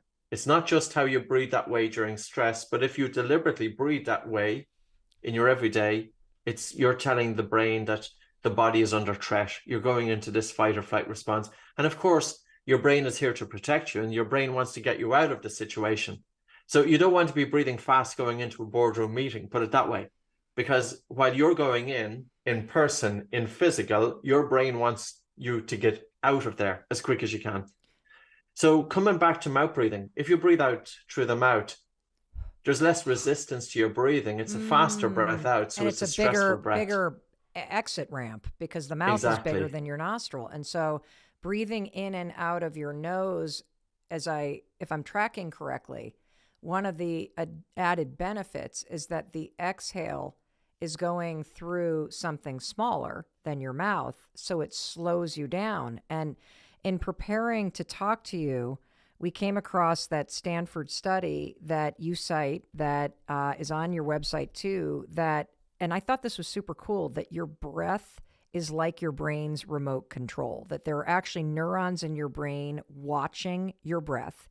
And when you start to breathe faster or out of your mouth, it signals to another part of your brain that something's wrong. And so I want to make sure you listening to Patrick and all of this research and the 10 books that he's written, what he is saying to you is that learning how to breathe in and out of your nose has extraordinary benefit for lowering stress, for lowering anxiety, for being able to focus. You not only work with people, Patrick, that are struggling with anxiety or sleep apnea, but you're also coaching athletes and high performers, because your breath and being somebody that can breathe in a slow and steady fashion out of your nose helps you with focus. And so can we break down just the mechanics of the ideal normal breathing? Like how many breaths in and out, if you're breathing normally in a healthy way in and out of your nose, should you take in, let's say, a minute? So typically during rest, it's about 12 to 14 breaths. But the only caveat there is how much air is involved with each breath, the tidal volume. So we can't just focus on the respiratory rate. We also need to focus on tidal volume, because ultimately it's the volume of air that we are breathing. And if we breathe too much air, less oxygen is delivered throughout the body. So this is another aspect there's a myth out there that if you want to bring more oxygen throughout the body, you take this full big breath. But if you take this full big breath, you're getting rid of too much carbon dioxide. The loss of carbon dioxide will cause your blood vessels to constrict, and also red blood cells to hold on to oxygen more readily. Can you so coach coming me? Back to your, Can you coach me through this? Because if I take a big breath, like if I go in through my mouth and I'm like, I'm trying to get a breath right, what happens as I go to get oxygen is my shoulders come up and I feel my chest pinch and I feel my stomach suck in, and I actually can't get a deep breath because I can't get it below my boobs. Like I can't get it down into like that really satisfying full breath. Is that what you're talking about when you talk about the flow or volume or whatever? Yeah, there's two aspects. One is when you were talking about there, you're talking about shallow breathing, which is not ideal either. So we do want to breathe low with good recruitment of the diaphragm. How do you do that? And the best way to do that is in and out through the nose. So if you, for example, if you place your hands either side of your lower ribs. Okay, so everybody, unless you're driving a car, I want you to cup your rib cage. Okay, are we cupping the rib cage or are we going underneath it? Just at the base of the ribs. Okay. So just at the base of the ribs. Got it. And as you breathe in, you're just gently directing your lower ribs to move outwards. Oh, how do you and do as that? you breathe out, you're directing your lower ribs to move inwards. And the aspect is to hold your sides, because normally when people put it on their belly, they're pushing and pulling their belly irrespective of their breathing. So that's why you have your hands on your sides. So Mel, as you breathe in, you're just gently guiding your ribs out. And as you breathe out, your ribs are gently moving in.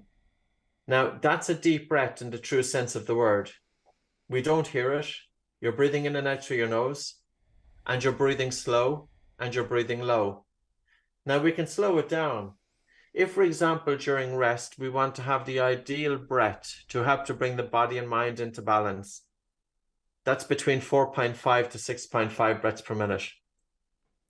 So let's practice that with low breathing for just 1 minute. Okay. If you like. Yeah, I would. Can I ask a question? Of course.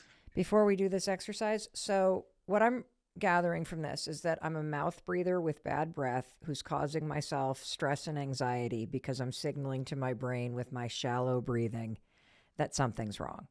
And that I always thought deep breathing, because I practice yoga, was this belly breath. And so I've always focused on inflate and deflate the stomach.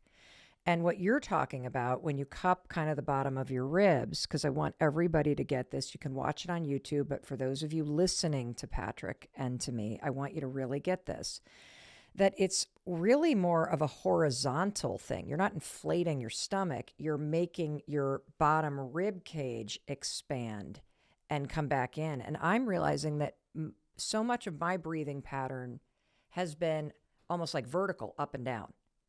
And I hadn't been thinking about that. So that was super, super helpful.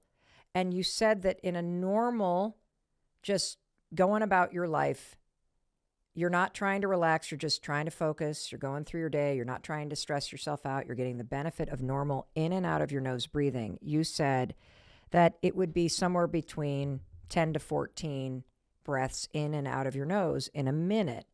And now what you're about to show us is that for relaxation, you can do this kind of deeper breathing where you kind of fill your diaphragm horizontally, your rib cages move out, but it's for 4 to 6 times a minute.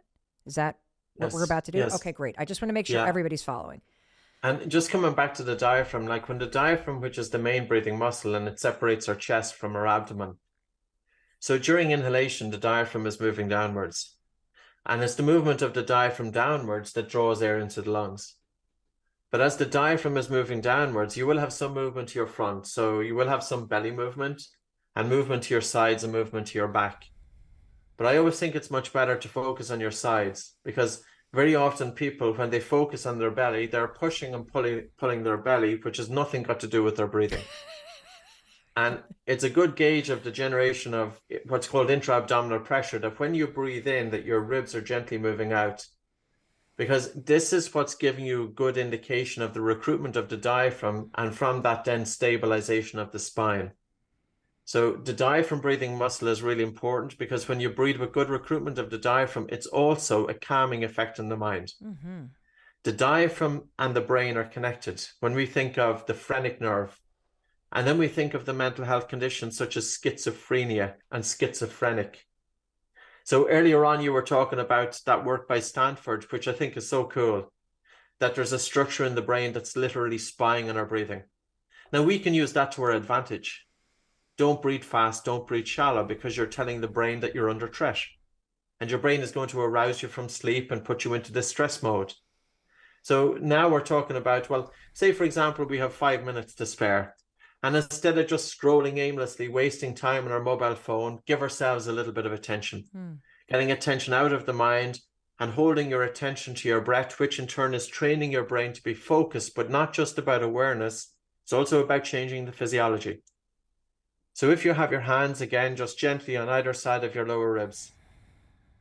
And as you're breathing in, that you're breathing in for a count of 5. So you're breathing in 2, 3, 4, 5, out 2, 3, 4, 5, in 2, 3, 4, 5, out 2, 3, 4, 5, in 2, 3, 4, 5, out 2, 3, 4, 5, in 2, 3, 4, 5, out 2, 3, 4, 5. Now, I will say, Mel, say for example, if we have somebody with pretty poor breathing and they're breathing 20 breaths per minute, I would say don't go from 20 breaths down to 6 all of a sudden. Gently soften your breathing, but slow it down to a level that's comfortable for you. So if you're starting off, what you could be doing is maybe breathing in for 2 seconds and out for 3. So that's slowing down the respiratory rate down to 12 breaths per minute. In for 3 seconds and out for 5. So during rest, we always need to think of the exhalation. It should be about 1.5 to 2 times the inhalation, the length of the inhalation. Could you say that again about the length of the exhalation? versus the Yes. inhalation with the normal nose breathing? Because you've said repeatedly the exhalation is the most important part. Yeah. The speed of the exhalation during rest should be about 1.5 to 2 times that of the inhalation. And you can play with it. Like, I'll give you an example. If I'm having a meeting that's pretty intense, I don't want to go into that meeting breathing fast and shallow. I will deliberately, in that situation, nobody even knows what I'm doing. I could be sitting down or I could be standing outside the door waiting to go in. I will just take a soft breath in through my nose. I don't even time it. A soft breath in through my nose and a really slow and relaxed and gentle breath out. Because by doing that, I'm telling my brain that everything is okay. And I'm also taking my attention out of my mind and onto the breath to put the critical mind aside, because I want to go into that meeting and I want to be in a state of mind that I'm fully there, that I'm listening with all of my attention, not just lost in thought. Now, I would say don't wait until the important meeting before you start to do it. Start bringing it into your way of life. There was a story you were going to tell us. Yes. So there's a really well-known doctor from Italy called Bernardi. And he did a study back, I think it's in 2000. He looked at the breathing that was taking place when people were saying prayers of different faiths. So one was mantras and the other was the rosary, which is a prayer from the Catholic faith. And both, whether it was a mantra or the rosary, both of them lowered the respiratory rate down to 6 breaths per minute. Now, I think there's something really brilliant in this, that when we think of people who are saying prayers, it wasn't just from a spiritual and psychological aspect, but it was also the effect it was having on their body and mind physiologically. And it's so cool, that this information was always out there. And now it's time to start embracing it. Well, it's one of the reasons why I asked you the question in the very beginning, what's the purpose? And I was thinking about it kind of from a neurological, scientific standpoint, but there's something so much deeper, that it really is the quality of your life that you have within you if you take the advice and you apply this research to your life and you start to teach yourself how to use the tool of normal nose breathing and longer exhales. And, you keep kind of talking about this soft and gentle, that this is something that your body was hardwired with, a natural intelligence. And so it's really cool that the research shows that when people are in a state of being present, in a state of purpose, in a state of deeper connection, that your body naturally drops in to this kind of breathing. Can you just give everybody a quick list of all the health benefits that happen when you embrace what you're saying and you start embracing a protein forward diet and you prioritize exercise that strengthens your muscles? What are the health benefits and the cognitive benefits of doing this? Number one, better blood sugar regulation, better energy. You'll be stronger. You'll have better survivability against nearly any disease or issue or problem that life throws in front of you. Skeletal muscle, again, is the largest endocrine organ system in the body. And what else skeletal muscle is it's a nutrient sensing organ. It senses nutrients. Blows your mind, right? It actually senses the quality of the diet. It senses the protein quality of the diet, which is incredible. And one of the things that happens as individuals age is that efficiency of sensing protein and those amino acids decreases. So how do you overcome that? And what does it look like when that efficiency decreases? From a very visual perspective, it looks like sarcopenia, which looks like skinny, smaller, frail, elderly individuals. But you can overcome that efficiency issue and make older muscles act like younger muscles by increasing dietary protein.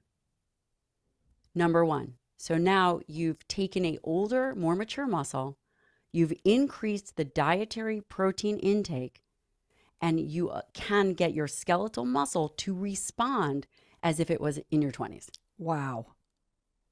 What is another health incredible. benefit? It's incredible. What's another health That's benefit of incredible. following this protocol and paying attention to this?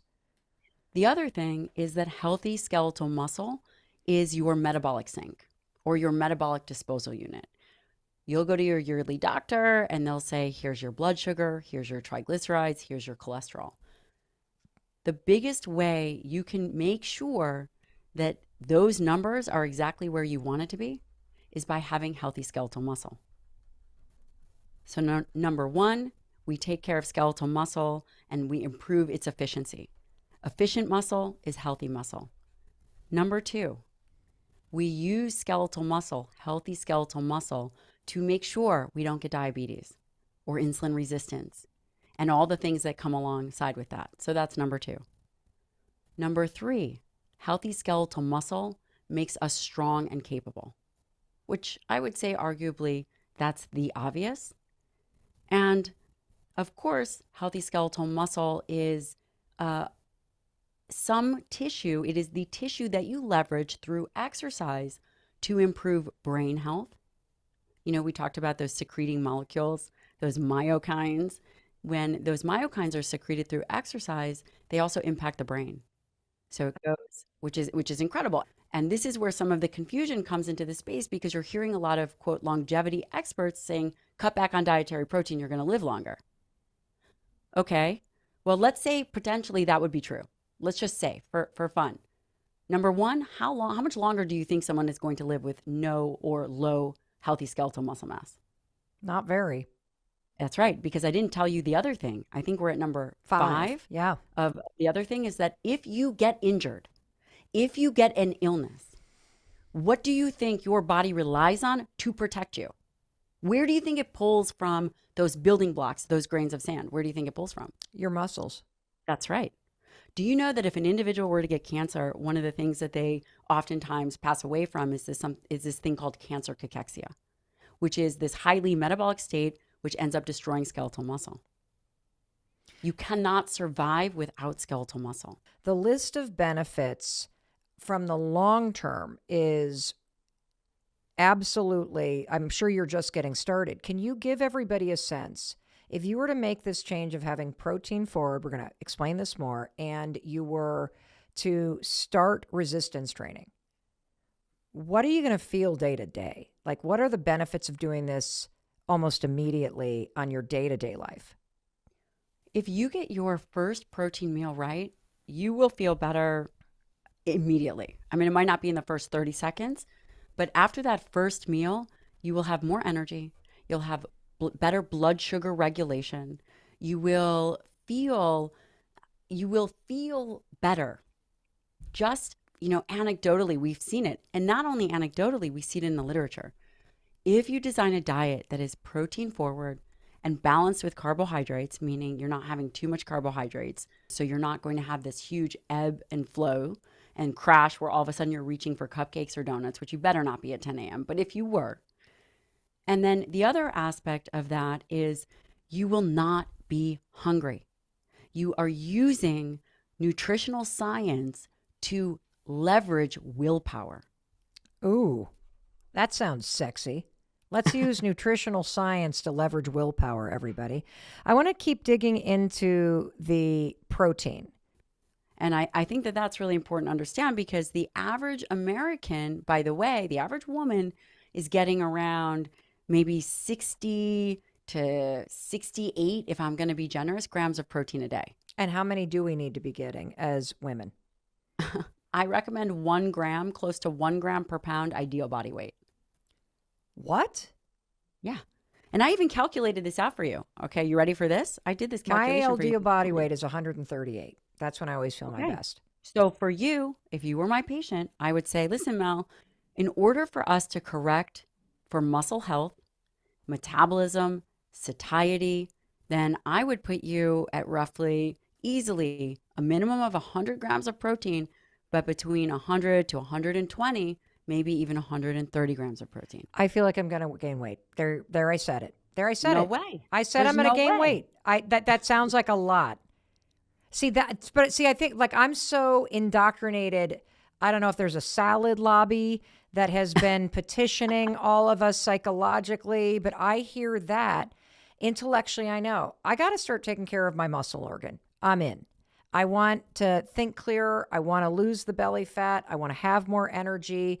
God forbid something happened to me. I want to be strong enough to fight it off. I also look at my 85-year-old mother-in-law who has biceps and exercises and resistant trains, and the woman is an Energizer bunny at the age of 86. I want to be like that. And so I'm in.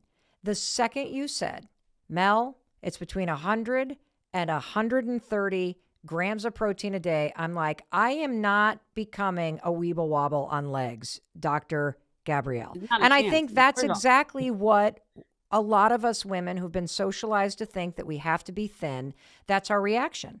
But it just goes to show you how fucked up this all is. yes, The it science is. isn't fucked up.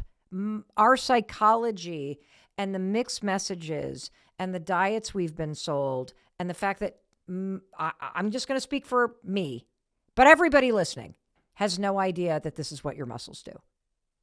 Right. And by the way, I calculated the amount of calories that we would be talking about so I could clarify it for you. Okay, Are you ready? lay it on me.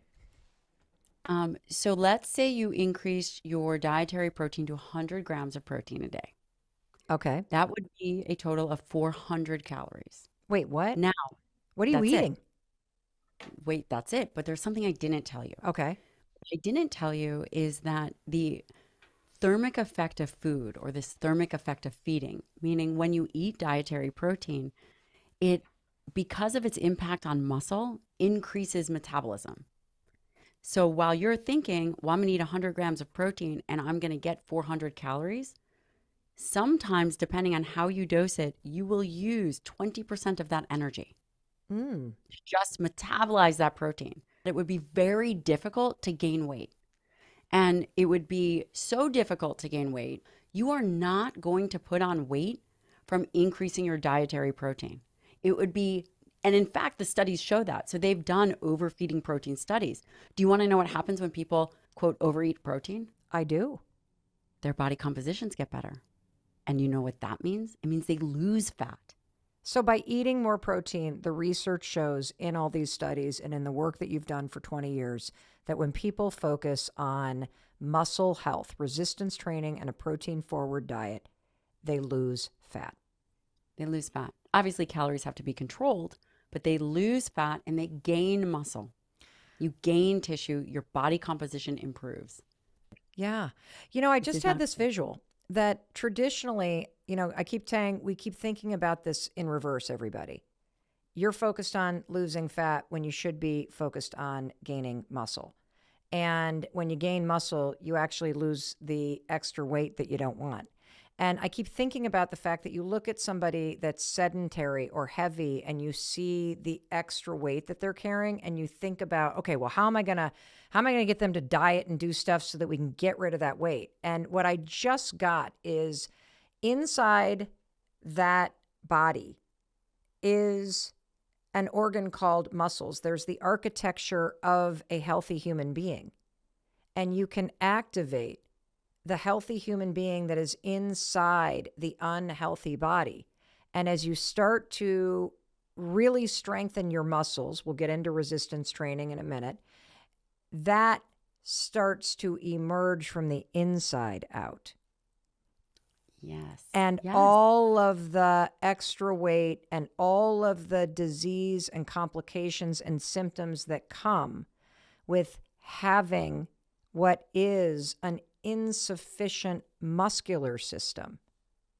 If you start with strengthening from the inside out, it overtakes all of the unhealthy stuff on the outside. And that's what you see emerging. And if you think about these before and after photos that you see in these big, you know, these challenges online or whatever that people use to market diets or weight loss programs or weightlifting programs, we are looking at them wrong. Because what we're thinking is we're thinking that somebody is like somehow dieting and shrinking. What you're actually seeing is the muscle health emerging. Yes. I just got it. You got it. That And is it's so cool. And it's not about what we have to lose. It's about what do we have to gain. It's this way of leveraging your system to create flux and movement so then this healthy body emerges. Why is this so important for women specifically? I think women have really gotten this constant narrative about, oh, you've hit menopause. Now you're going to have a menopausal belly and you're going to gain about 30 pounds and it's going to be, this is how it's going to be. That does not have to happen. There are ways in which you can manage your body composition through diet and training. Again, we are leveraging protein and food as medicine and movement as medicine rather than taking something external. I mean, I guess food would be technically external, but here's what I would tell and why it's so important for a menopausal, postmenopausal woman. There is a natural decline in these hormones, estrogen, progesterone. There's an imbalance of testosterone, which can affect body composition. But one of the ways it affects body composition is we move less. We are less active.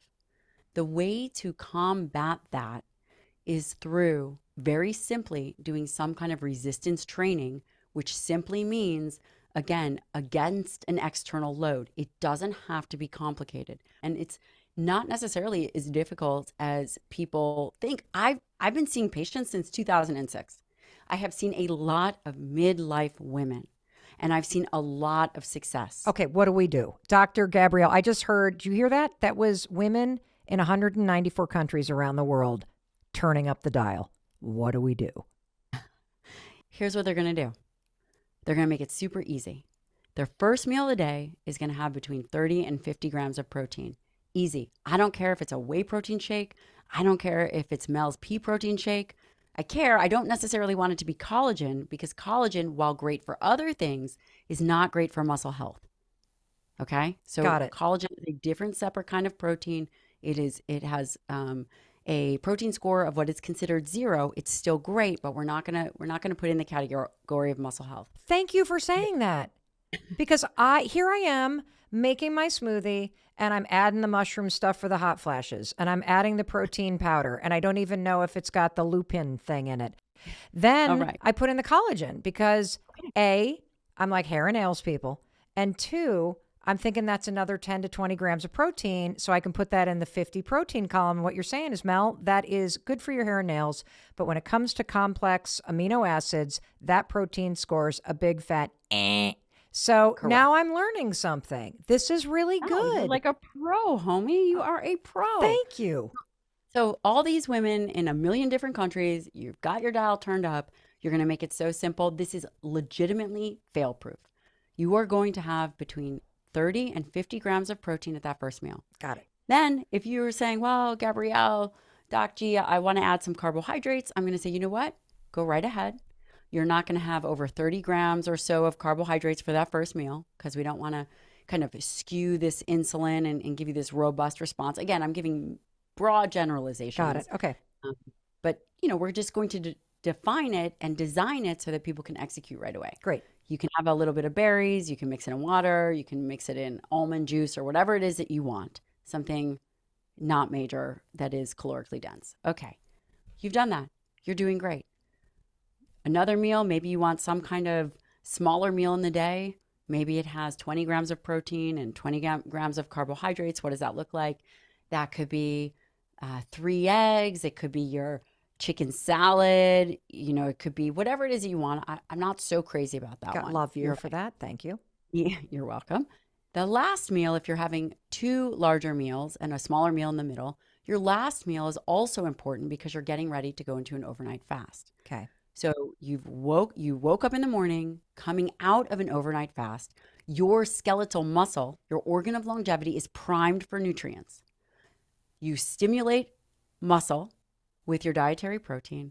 You've done an amazing job. You've improved your signaling. You've made your muscle youthful. You are no longer hungry. Your body is now metabolizing things. We're not gaining weight. We are really setting you up for success. Your next meal is a little smaller. Your last meal of the day is going to mirror your first meal. Oh, I thought you said it was smaller. Your middle meal is smaller. Okay, got it. So now I'm doing my 30 to 50. I'm having my protein shake or my hamburger with my salad or whatever else. The last meal of the day is between 30 and 50 grams of protein. You want your burger, you want your chicken, you want your salmon. Great. You have now nailed it.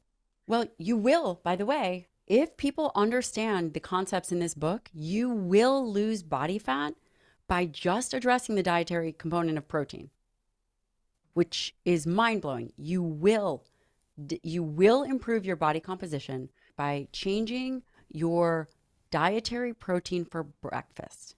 By simply doing that, by swapping out your cereal, by adding in dietary protein, we have seen huge changes in body composition simply by doing that. And also, by the way, some of this data was isocaloric, meaning people both had the same amount of calories.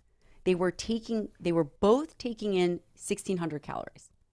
And the postmenopausal women, what one group did was change the first meal of the day to have an optimal protein. It was around 40 grams of protein. And then the second group had around, I don't remember exactly what it was, but it was probably closer to 50 grams of carbohydrates and 13 grams of protein, which is what most women are doing now. And the body composition effects were negative for the carbohydrate group versus the protein group. They lost weight. And again, calories were the same. So it was simply changing around the macronutrients. Okay. Can you talk a little bit to the vegetarians and folks that have a vegan diet? Like, what are the considerations as you're thinking protein forward and the amino acid sand particle aspect of the macronutrient in protein? Yes. All dietary protein is not created equal. Okay. Ideally, you are eating whole foods. So now this brings us to this category of dietary protein and what makes up dietary protein. How do we score it? How do we think about it? An overarching way to do this very simply is that anything that is of animal nature, that means, does it run? Does it swim? Does it, walk? Is a high quality protein. Okay. It is considered a high quality protein. And what defines high quality protein is we talked about that there are 20 different amino acids. Got it. We're obviously not going into those 20, but there are a handful of essential amino acids. And are those not present in plant-based proteins? They're very low in plant-based proteins. So what would you have to do? You would have to over-consume or increase your consumption of these plant-based proteins to bring up that level of essential amino acids. Got it. And I'm going to give you a very clear example. Great. And I'm just going to lay it out on there so nobody has to do any math. Okay.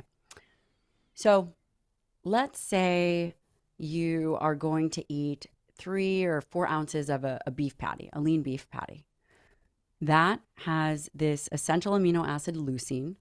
Leucine is the critical amino acid for muscle health. Okay. Now, remember you and I were talking about how each amino acid had these dual roles, and we weren't going to go into all 20, but there are a handful that are really important and critical for health and well-being. Okay. One of those amino acids is leucine. And leucine, what's so fascinating is that it requires a certain amount to trigger skeletal muscle. So essentially, if you're eating under that amount, then you're not actually stimulating this mechanics of skeletal muscle. Oh. 3 ounces of, 3 to 4 ounces of a lean beef patty would stimulate muscle, would give you this whatever number, 2.5 grams of leucine to trigger the muscle to begin to have this process. If you were to try to do that in quinoa, you would need 6 cups of quinoa because of the difference in the amino acid profile to trigger muscle the same way. Wow. That's not a good plan. Like, first of all, it's a lot of quinoa. Second of all, that's like carbicide. You don't want to be doing that. Carbicide is a word? Yeah, no. Well, it can be now. Wow. I think you should trademark that. Is there a supplement for our friends that are vegetarian or vegan that they can take to up the lysine or to get the amino acids without having to overdose on quinoa. It's important to understand because I sit here and I drink smoothies a lot because they're easy, and I use a plant-based formula. And here I am, like dumping more scoops in, thinking I'm loading up and I'm protein forward, and you're sitting here telling me, not really, not necessarily, because it might not have the thing on it. But you know what? But I know I'm doing something, and that's better than nothing. But you are, Mel. I'm going to interrupt you because you're doing great. Thank you. So the plant-based protein powders is a way to begin to balance these amino acids because they've made it in a way where they've balanced these amino acids. Okay. So this is a way to do it. Great. You're talking about if you're doing whole foods, like you got to be If really. you are doing whole foods, exactly. Okay. If you are doing whole foods and not adding supplements, you may need a total of 35% more dietary protein. I love that. Okay. Hey, it's Mel. Thank you so much for being here. If you enjoyed that video, by God, please subscribe because I don't want you to miss a thing. Thank you so much for being here. We've got so much amazing stuff coming. Thank you so much for sending this stuff to your friends and your family. I love you. We create these videos for you. So make sure you subscribe. Mwah.